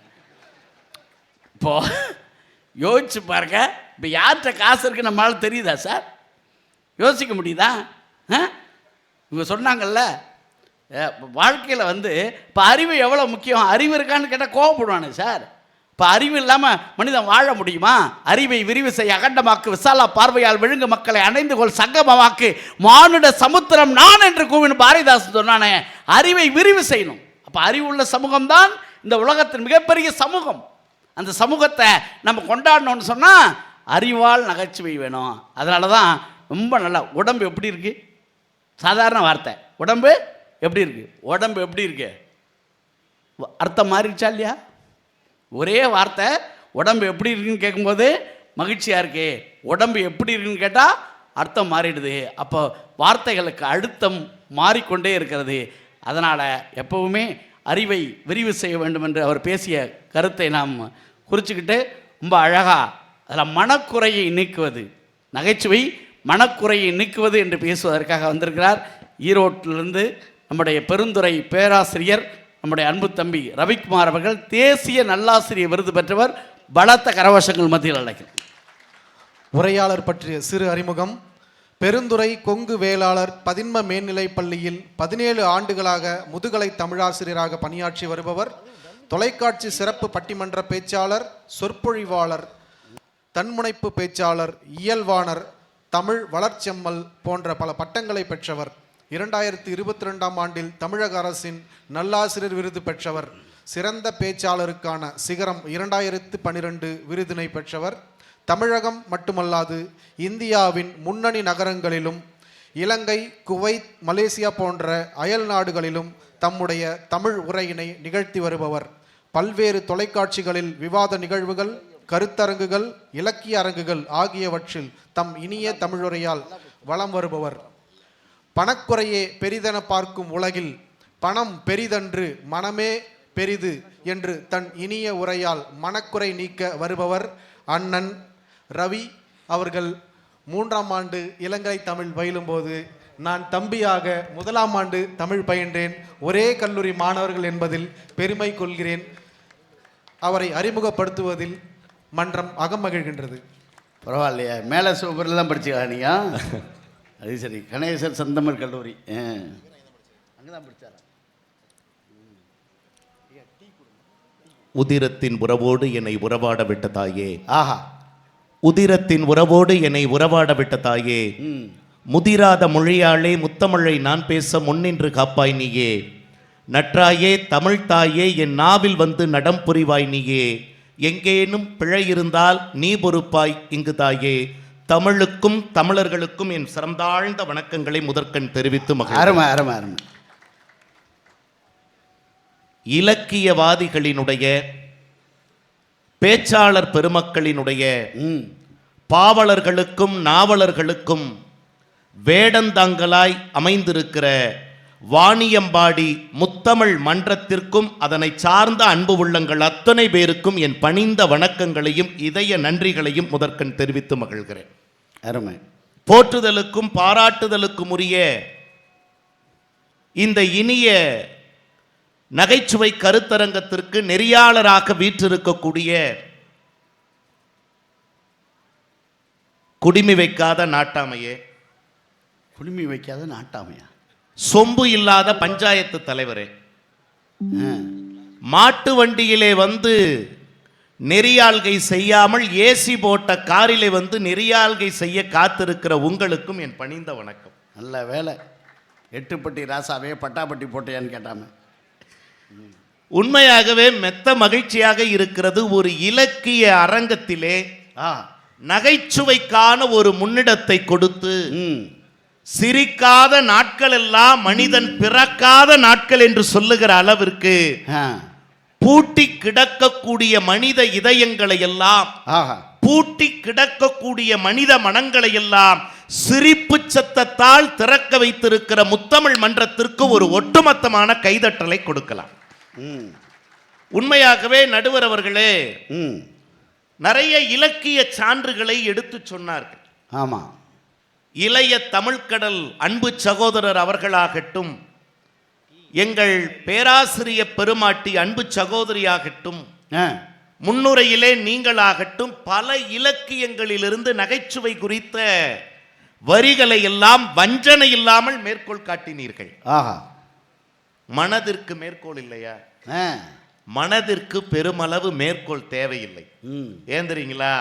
மனம் என்பதே ஒரு மனிதனுக்கு மேற்கோளாய் விளங்க வேண்டியது என்பதை தயவு செய்து மறந்து விடாதீர்கள். திருமூலன் சொன்னான், மனம் அது செம்மையானால் மந்திரம் ஜெபிக்க வேண்டாம் என்று சொன்னார். நீங்க உலகத்துல இங்க சுத்தமா இருந்துட்டா போதும், நம்ம வாழ்க்கையே சுத்தமா இருக்கும்னு சொன்ன ஒரே மொழி நம்முடைய தமிழ் மொழிதான் என்பதை மறந்து விடாதீர்கள். அகத்தை சுத்தமாக்கினால் இந்த புற உலகமே தூய்மையாகிவிடும் என்பதுதான் அதனுடைய கருத்து. உண்மையா நகைச்சுவைக்காக இந்த மாமன்றம் ஒரு நிகழ்வை ஒதுக்கி இருப்பது மெத்த பெருமைக்குரியது. ஏன் தெரியுங்களா? இன்றைக்கு வாழ்க்கை, வைரமுத்தவர்கள் மிக அழகாக சொல்லுவார், வாழ்க்கை பூட்டியே கிடக்கிறது, எப்பொழுதெல்லாம் சிரிப்பு சத்தம் கேட்கிறதோ அப்பொழுதுதான் வாழ்க்கை திறந்து விடுகிறது அப்படின்னு சொன்னா, வாழ்க்கையை திறக்க வைக்கிற சாவி நகைச்சுவைக்கு உண்டு நடுவர். நான் இன்னும் சொல்லட்டுமா? அதாவது நல்ல நகைச்சுவைனா என்ன, அதற்கு ஒரு இலக்கணம் ஆங்கிலத்தில் சொன்ன டெஃபினேஷன் கண்ணதாசன் கொடுத்தார். இவர்களுடைய அன்பிற்குரிய சகோதரர் வந்திருப்பதை போல இந்த செட்டிநாட்டு செண்பக பூவுக்கெல்லாம் வேறாக விழுதிய கண்ணதாசன் சொன்னார். என்ன தெரியுங்களா? எது நல்ல நகைச்சுவை? ஒரு இலக்கணம் சொன்னார், கேட்கும் போது சிரிப்பு வர வேண்டும், யோசித்து பார்த்தால் அழுகை வர வேண்டும், அதுதான் ஒரு நல்ல நகைச்சுவைன்னு சொன்னார். யோசித்து பாருங்கள், ஒரு நல்ல நகைச்சுவையினுடைய ஊடு மனக்குறையை நீக்குவதற்கான ஒரு மாமருந்து இழையோடு இருக்கும் என்பதுதான் என்னுடைய கருத்து. நீங்க யோசிச்சு பாருங்க, இன்னைக்கு எல்லோருக்குள்ளும் இந்தியா டுடேல சென்ற மாதத்துல ஒரு புள்ளி விவரம் போட்டிருக்காங்க. என்ன தெரியுங்களா? இன்றைக்கு மன இறுக்கமும் மன அழுத்தமும் நிறைந்தவர்களின் எண்ணிக்கை உலகத்தில் அதிகமாகிக் கொண்டே இருக்கிறது என்பதுதான் அந்த புள்ளி விவரம். உதாரணத்துக்கு ஒன்று சொல்லட்டுங்களா? ஒரு விதமான மனநோய் எல்லோருக்குள்ளும் பரவலாக இருக்கிறது என்பதற்கு ஒரே ஒரு சான்று சொல்லட்டுங்களா? பேருந்திலோ தொடர்வண்டியிலோ பயணிக்கிற போது யாரேனும் ஒருவருடைய அலைபேசி ஒலிக்கிற போது நம்ம போன் தான் அடிச்சுதான் எடுத்து பார்க்கிற அத்தனை பேருமே மனநோயாளி தானா? பதறினான். யோசிச்சு பாருங்க, யாருடைய அலைபேசி ஒலிப்பதற்கு கூட தன்னுடைய அலைபேசி ஒலித்தது என நினைத்து பார்ப்பதும் ஒரு விதமான மனநோய். இன்னும் சில பேர் அழைப்பே வராவிட்டாலும் அடிக்கடி எடுத்து அலைபேசியை பார்த்துக்கோங்க, பார்த்துருக்கீங்களா? அது ஒரு மனநோய். ஆமா, அழைப்பே வரல, எடுத்து சும்மா வருதா வருதா வருதா வருதா. அது கூட உண்மையா சொல்றீங்க. நிறைய குழந்தைகளை அழைத்து வந்திருக்கிறார்கள். தரமான தலைமுறையை இன்றைக்கு உருவாக்க பல வீடுகள் தவறிவிட்டன. ஏன் தெரியுங்களா? மனக்குறை நீக்கம் என்பதற்காக பேசுவதற்காக சொல்லுகிறேன். தாவி தாவி விளையாண்ட பிள்ளைகளை எல்லாம் இன்றைக்கு தடவி தடவி விளையாட வைத்து விட்டோம். அதுதான் இந்த அடுத்த தலைமுறையினுடைய மனக்குறைக்கு பெரிய விஷயம். என்ன நீங்க யோசிச்சு பாருங்க. ஒரு காலத்தில் வெற்றிலைக்கு சுண்ணாம்பு தடவுவார்கள் உடலுக்கு கால்சியம் என்கிற சத்து கிடைப்பதற்காக. ஆனால் இன்றைக்கு உள்ளங்கையில் அலைபேசி திரையை தடவ விடுகிறோமே, அவர்கள் வாழ்க்கையே தடவி சென்று விடுகிறதே. அதை மறந்து விடாதீர்கள். உண்மை என்ன சொல்லுங்க, உண்மையா இல்லையா? நான் கேட்கிறேனே, நிறைய சொன்னாங்க. அதாவது உடலுக்கு ஊக்கமா அறிவுக்கு ஊக்கமா? நான் கேட்கிறேன், எல்லாம் மனசு நல்லா இருக்கணும். எல்லாம் நீங்க அவர் ஒருத்தர் அறிவாளியா இருக்கிறாரா இல்லையா தெரியாது. அவர் பேசுனா தெரியும், அவர் எழுதுனா தெரியும், அவர் பாடுனா தெரியும், அவர் ஏதாவது நடிச்சா தெரியும். ஒருத்தர் உடல் ஆரோக்கியமா இருக்காங்களா பார்த்தாலே தெரியும். ஆனா சத்தியமா சொல்றேன், மனதளவில் குறை இருந்தால் அவ்வளவு எளிதில் வெளிப்படையா தெரியாது. உண்மைங்க. மனதளவில் குறை இருந்தால் அந்த மன மகிழ்ச்சியை உண்டாக்குவதுதான் நகைச்சுவையினுடைய முதன்மையான நோக்கம். நான் நிறைய சொல்றேன் உங்களுக்கு. வாழ்க்கை பூட்டியே கிடக்குதுன்னு வைரமுத்து சொன்னார் பார்த்தீங்களா? இப்பொழுது நான் சொல்லுவது உண்மை. எத்தனை பேர் வீட்டில் இருக்கக்கூடிய மழலைகளின் சிரிப்பில் கரைந்து போய் இருக்கிறோம்? சத்தியமா சொல்லுங்க. ஒரு கவிஞன் எழுதினான், 1000 பள்ளத்தாக்குகள் முழுவதும் பூக்கள் பூத்திருந்தாலும் ஒரு மழலையின் சிரிப்புக்கு அது ஈடாகுமான்னு கேட்டான் பாருங்க. அந்த புன்னகையை ரசிக்க தவறி இருக்கிறோம். உண்மையா இல்லையா? நான் கேட்கிறேன். சிரிச்சா முடிஞ்சு. அன்னைக்கெல்லாம் ஒரு கோவிலுக்கு ஒரு அம்மா மட்டும் வந்தாங்க. அந்த கோவிலினுடைய பூசாரி கேட்டார், எப்பொழுதும் குழந்தைய அழைச்சிட்டு வருவீங்களேம்மா, நீங்க மட்டும் வந்திருக்கீங்களே, குழந்தை எங்கம்மான்னு கேட்டான். அந்த அம்மா சொன்னா, குழந்தையா சாமி, அது ஒரே ராவடி பண்ணுது, ஒரே தொந்தரவு, சகிக்கல, அதான் வீட்டிலே வச்சு பூட்டிட்டு வந்துட்டேன்னா. இப்ப அந்த பூசாரி சொன்ன பதில் என்ன தெரியுங்களா? என்ன சொன்னார் தெரியுங்களா? சாமியை வீட்டில் விட்டுட்டு இங்க யார பக்கமா வந்தேன்னு கேட்டாரு அப்படின்னு சொன்னா, குழந்தைகள் கைகால்கள் முளைத்த கவிதைகள், குழந்தைகள் கைகால்கள் முளைத்த கவிதைகள், அவர்களோடு சேர்ந்து சிரிப்பதும் அவர்களோடு சேர்ந்து விளையாடுவதும் எவ்வளவு பெரிய மனக்குறை நீக்கம் தெரியுங்களா? எவ்வளவு பெரிய மனக்குறை நீக்கம். எத்தனை பேருங்க இன்னைக்கு பெரிய மனக்குறை என்ன தெரியுங்களா? அப்பா லேப்டாப்ல உட்கார்ந்து இருக்காரு, அம்மா சீரியல்ல உட்கார்ந்து இருக்காங்க, பாட்டியும் சீரியல்ல சேர்ந்து இருக்காங்க. சத்தியமாக சொல்லுகிறேன், இதுல என்ன பிரச்சனை தெரியுங்களா? ஒரு குழந்தை, ஒரு 4 வயசு குழந்தை, எல்கேஜி வகுப்பு படிக்கிற குழந்தை ஒரு அழகான ஓவியத்தை வரைந்து வருகிறது. ஒரு அழகான ஓவியத்தை வரைந்து வருகிறது. கொண்டு போய் அப்பாட்ட காட்டலாம்னு போனா அப்பா லேப்டாப்ல மூழ்கி இருக்கார். ஏன்னா அடுத்த நாள் ஆபீஸ் அசைன்மெண்ட். மடியில் கணினியில் அவர் மூழ்கி இருக்கிறார். மடியில் தவழ வேண்டிய குழந்தையை தவிர்த்து இருக்கிறார். அம்மாவோ சீரியல்ல சீரியஸா இருக்காங்க. அம்மா அங்க சீரியல்ல சீரியஸா இருக்காங்க. இங்க பாத்தீங்க அப்படின்னா அப்பா மடிகணினியில் இருக்கிறார், பாட்டியும் சீரியல்ல இருக்காங்க. தன்னுடைய ஓவியத்திற்கு ஒரு அங்கீகாரம் கிடைக்காதா என்று அந்த குழந்தை ஏங்குகிறது. அப்புறம் பார்க்கலாம் அப்படின்னு சொல்லிட்டு ஒவ்வொரு இடத்திலும் அந்த குழந்தைக்கான பாராட்டு மறுக்கப்பட்டு வந்தே கொண்டிருந்தது. அந்த நேரத்தில் என்ன பண்ணுச்சு தெரியுங்களா? எல்லோருடைய கவனத்தையும் ஈர்க்க வேண்டும் என்பதற்காக அந்த குழந்தை, நான் சத்தியமாக சொல்லுகிறேன், இரவு உணவு மேசையிலே சமைத்து வைக்கப்பட்டிருந்தது, தயார் நிலையில. இந்த குழந்தை என்ன பண்ணா தெரியுங்களா? அந்த சாப்பாட்டு மேசையின் மீது விரிக்கப்பட்ட துணியை தன் பிஞ்சு கரங்களால் பற்றி அப்படியே கீழே இழுத்து போட்டா. சமைத்த உணவு பாத்திரத்தோடு கீழே விழுந்த சத்தம் கேட்டு அப்பா ஓடி வராரு, அம்மா ஓடி வரா, பாட்டி ஓடி வரா. எல்லாம் 5 நிமிஷம் அந்த குழந்தைய போட்டு அடி அடின்னு அடிச்சுட்டு, ஏன் இப்படி பண்ண அந்த குழந்தை ஒரே வார்த்தை தாங்க சொல்லுச்சு, நீங்க என்ன பாராட்டி இருந்தா இது நடந்திருக்காதுன்னா. என்ன தெரியுங்களா? 5 நிமிஷம் அடிச்சிங்களே, ஒரே ஒரு நொடி துளி அருமையான ஓவியம் வரைந்திருக்கிறாய், இன்னும் நல்லா வரடா தங்கோன்னு சொல்லியிருந்தா அந்த குழந்தை இப்படிப்பட்ட நிலைக்கு வந்திருக்குமா என்பதை கேட்டு பாருங்க. அருமை. இங்க யோசிச்சு பாருங்க. அழகா சொன்னீங்கல்ல, இப்படிப்பட்ட நிலைமைக்கு வந்திருக்குமா? நிறைய சொன்னாங்க. ஒரு வார்த்தையில் சிரிக்க வைக்க முடியுமா? திரைப்படத்தில் ஆகட்டும், இலக்கியத்தில் ஆகட்டும். உண்மையா சொன்னார். வாரியார் சுவாமிகள் பத்தி சொன்னீங்களே, எங்க ஊர் கோபிச்செட்டிப்பாளையம், அங்க சீதா திருமண மண்டபத்தில் ஆண்டுதோறும் சொற்பொழிவுகள் நடக்கும். உண்மையா சொல்றேன். சிறுவனாக இருக்கிற போது முன்வரிசையில் அமர்ந்து வாரியார் சுவாமிகளினுடைய பேச்சை கேட்டிருக்கிற வாய்ப்பு எனக்கு பால்ய பருவத்தில் கிடைத்ததுங்க. அப்ப உண்மையா சின்ன சின்ன கேள்விகள் கேட்பார். அவர் கேட்ட கேள்வி கூட நீங்க சொன்னீங்க, அதுல ஒரு முறை அந்த பரிசு கொடுப்பார். கேள்வி கேட்டு சரியான பதில் சொல்லிட்டா அந்த குழந்தைக்கு பரிசு கொடுப்பாங்க. ஒரே ஒரு வார்த்தையில், இன்னைக்கெல்லாம் திரைப்படங்களில் ஏதோ அசிங்கமாக ஆபாசமாக வருகிற வசனங்களில் தான் நகைச்சுவை இருக்கிறது என்று நம்பிக்கொண்டு இருக்கிறது இந்த சமூகம். ஆனா ஒரே வார்த்தையில் 2 விதமான ஸ்லேடை பொருள் வெளிப்படுமாறு வாரியார் சுவாமிகள் சொன்னார். என்ன தெரியுங்களா? பரிசு கொடுக்கணும், நான் பதில் சொன்னேன், எனக்கு முன்னால் தட்டத்தில் இருந்த ஒரு ஆப்பிள் பழத்தை எடுத்து கொடுக்க போறார். அதே நேரத்தில் அந்த போட்டோகிராஃபர் இருப்பார், பார்த்திருக்கீங்களா, புகைப்படம் எடுக்கிறவரு, அவரையும் பார்த்தாரு, என்னையும் பார்த்தாரு. 2 பேருக்கும் சேர்ந்தாப்புல ஒரே ஒரு வார்த்தை சொன்னார். என்ன தெரியுங்களா? போட்டா பிடினர். புரியுதுங்களா? போட்டோகிராஃபர்ட்ட போட்டா பிடின்னு அர்த்தம். இந்த பையட்ட நான் இந்த ஆப்பிள் பழத்தை கொடுக்கும் போது மறக்காம போட்டா பிடிச்சிரு, ஏன்னா வாரியார் சுவாமிகிட்டயே பரிசு வாங்கணும்னு அவன் சந்தோஷமா இன்னும் தன்னுடைய திறமையை வளர்த்துக்குவான்னு அர்த்தம். இன்னொன்னு போட்டா பிடினா என்ன, தம்பி இந்த ஆப்பிள் பழத்தை மேல போடும்போது அதை கையில பிடிச்சுக்கடான்னு சொல்லி ஒரே வார்த்தையில் இருவருக்குமான பதிலை சொன்ன தமிழ் சமூகத்திற்கு கைதட்டுங்கள். நான் கேட்கிறேன். நிகழ்வுக்கு வருகின்ற மேனாள் அமைச்சர் ஐயா வைகை செல்வன் ஐயா அவர்களை வருக வருக என்று வரவேற்கிறோம். வணக்கம் ஐயா. உண்மையா கேட்குறேங்க, எவ்வளவு பெரிய விஷயங்கள் நாட்டில் இருக்கு.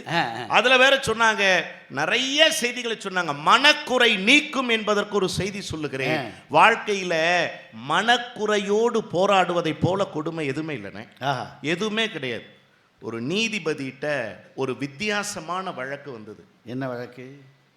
மனைவி தான் வழக்க தொடுத்தாங்க. என்ன வழக்கு தெரியுங்களா? நல்லா கேட்டுக்குங்க. என் வீட்டுக்காரரு என்கிட்ட பேசவே மாட்டேங்கிறார், என் கணவன் என்னிடத்திலே பேசவே மாட்டேங்கிறாரு, அதை என்னன்னு கொஞ்சம் கேட்டு கொஞ்சம் பாருங்க. இதுதான் வழக்கு. சரி.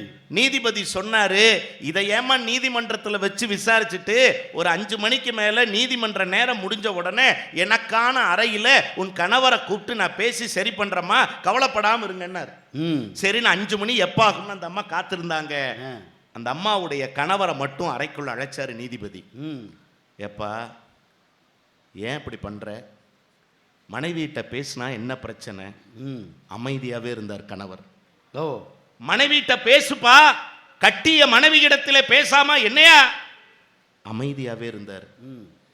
நீதிபதி கேட்கிற பொறுப்பே இல்லாம அமைதியா இருக்க, இது ஒரு குற்றம் தெரியுமா, அஃபென்ஸ் தெரியுமா அப்படின்னார். அப்போ அமைதியா இருந்தார். இப்படி பதில் பேசாம அமைதியா இருந்தீங்கன்னா நீ ஜெயிலுக்கு போகணும். அமைதியாவே இருந்தார்.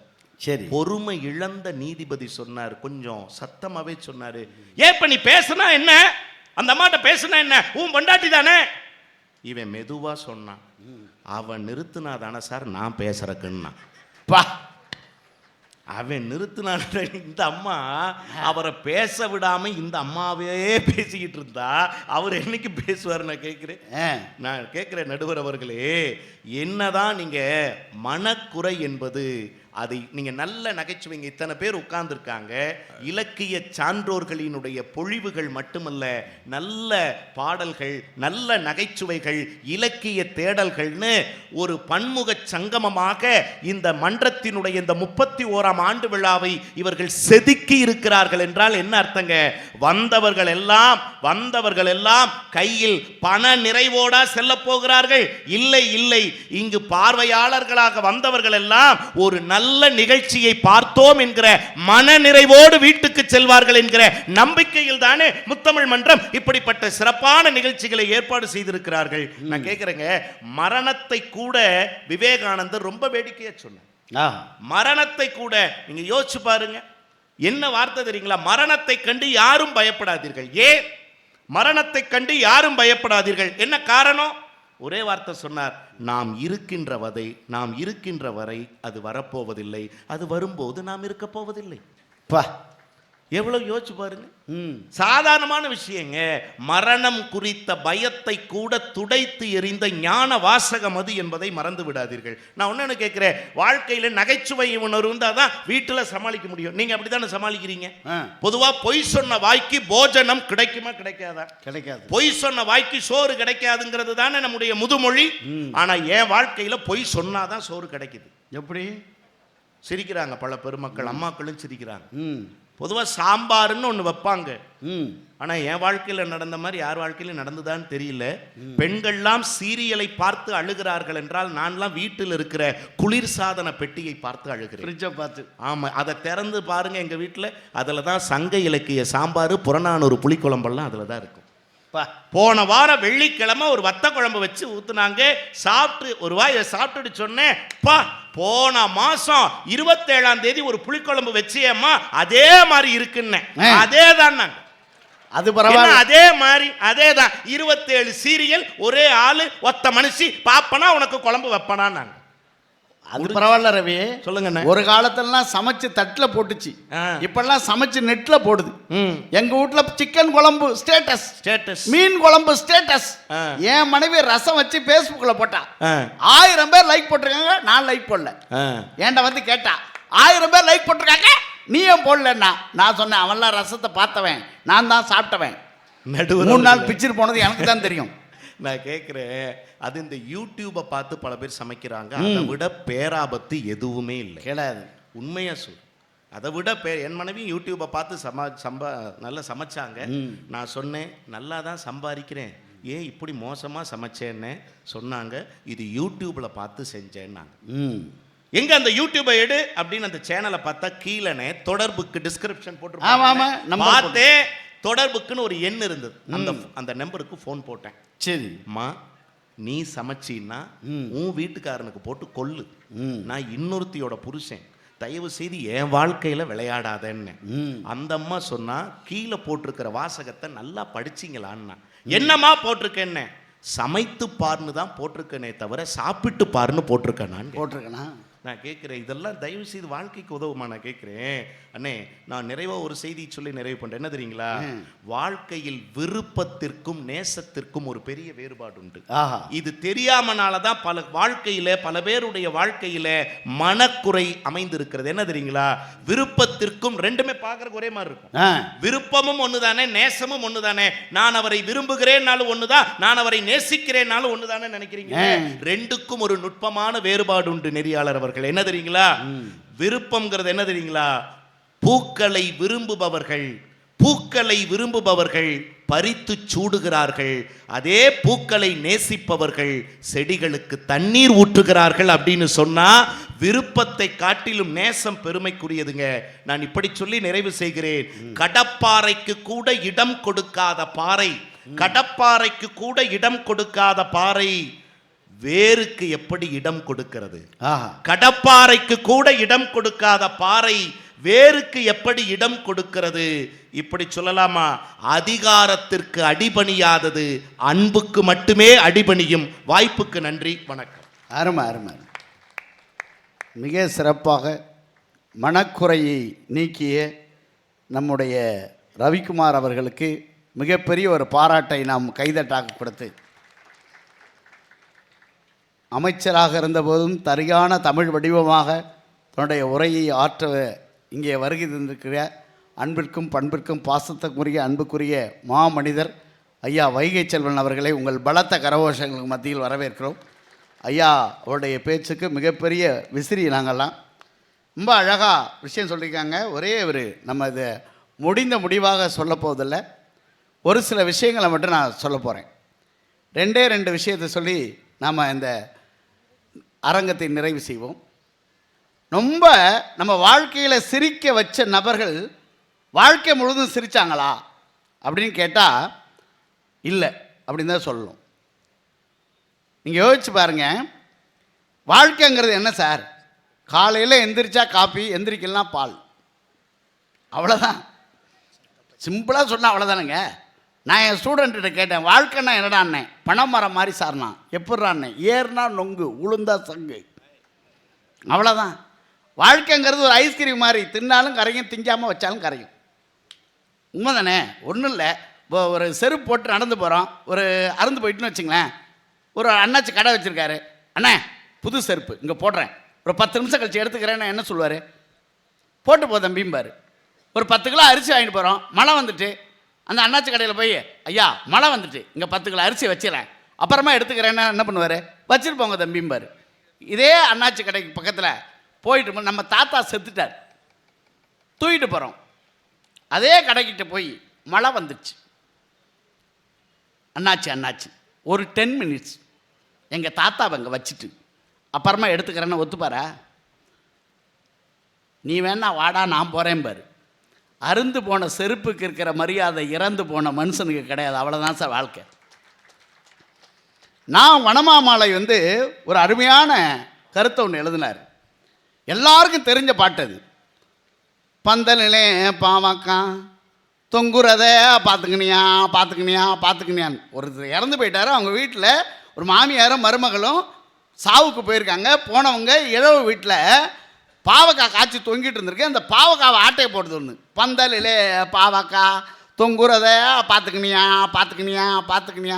அப்படின்னு மாமியார் கேட்குது. அதுக்கு அந்த மருமக சொல்லிச்சான், நானும் அத்தை பார்த்துட்டேன், போகும்போது பறிச்சிக்கலாம். செத்தவன் சும்மா கிடக்கிறான், பாவக்காவை ஆட்டையை போடுது. உடனே அந்த வீட்டுக்காரம்மா சொல்லிச்சான், இது விதைக்கு விட்ட பாவக்கா, விரலாம் வச்சா வெட்டிப்பிடுவேன். இது ரொம்ப சாதாரணமாக தெரியுதுல்ல. இந்த பாட்டுக்குள்ள ஒரு அரிய பெரிய விஷயத்தை தமிழன் பதுக்கி வைத்தான்னு வனமாமலை சொல்லுவார். என்ன தெரியுமா?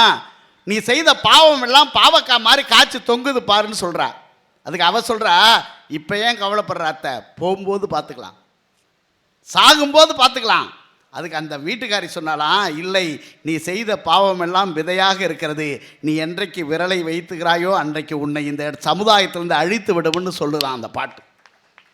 எவ்வளோ பெரிய விஷயத்தை சாதாரணமாக சொல்லிட்டேன் சார். இன்றைக்கி நீங்கள் பாருங்கள், கண்ணதாசன் எழுதுவார், வாழை இலை நம்மால் வாழை இலையை விற்க மாட்டாங்க, இலைன்னு தான் விற்பான். வாழை இலை எங்கேயா கூவி விற்று பார்த்துருக்கீங்களா?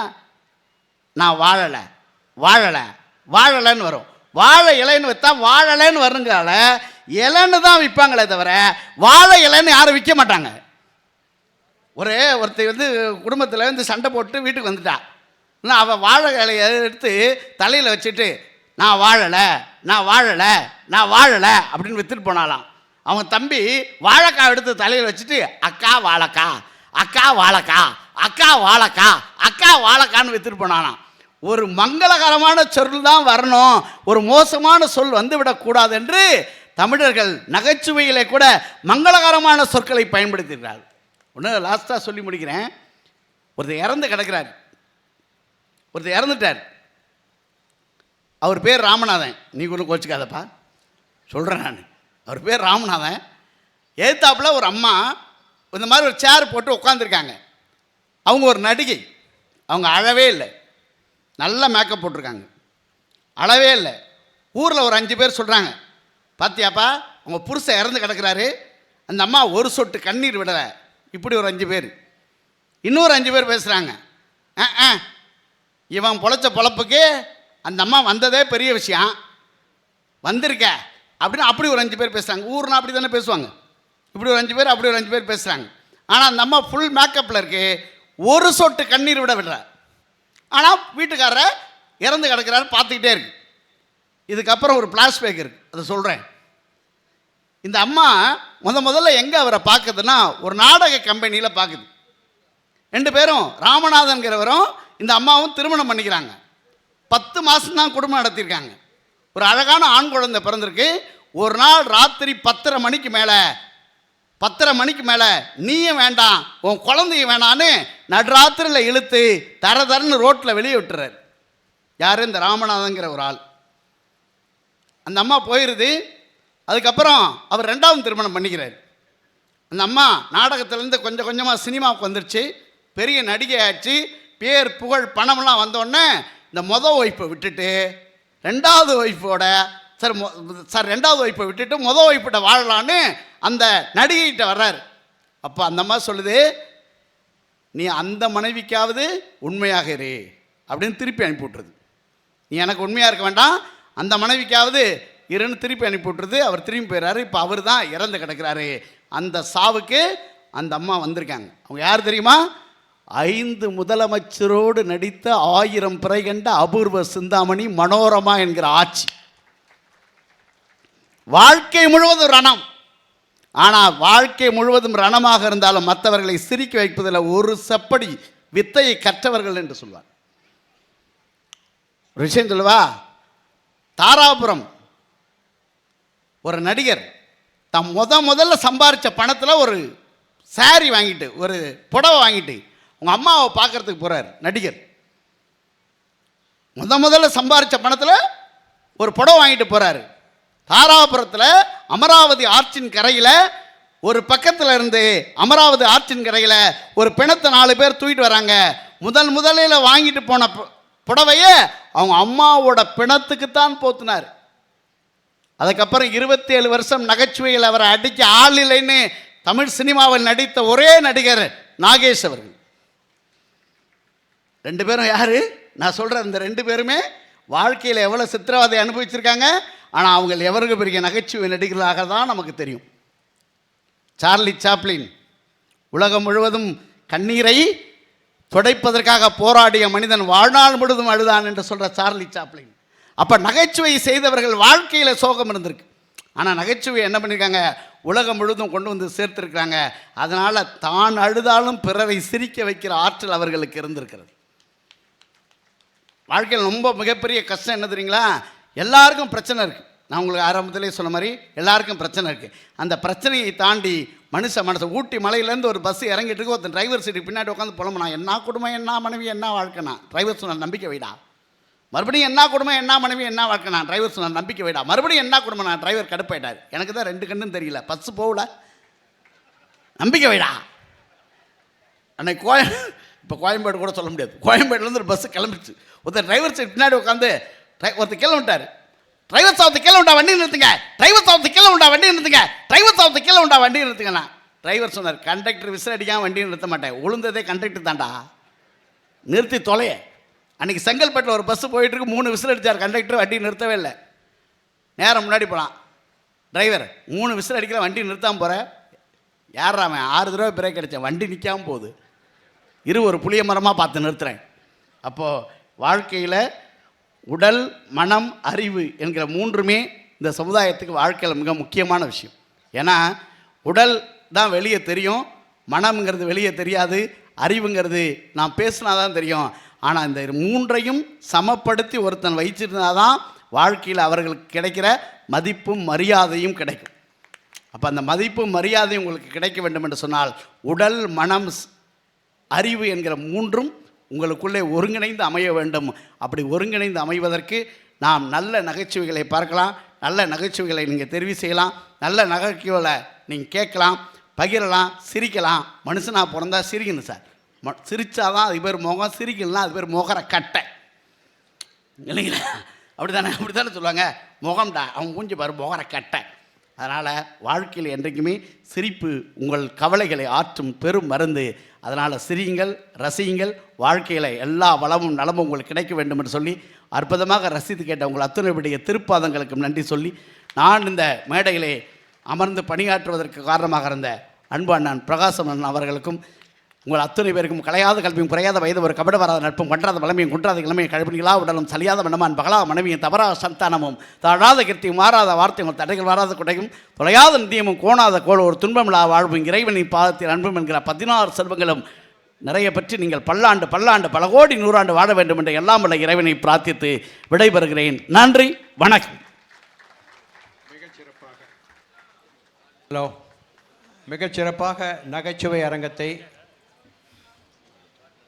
நடத்தி கொடுத்த பழனி உள்ளிட்ட அறிஞர் பெருமக்களுக்கு முத்தமிழ் மன்றம் நன்றி தெரிவிக்கிறது.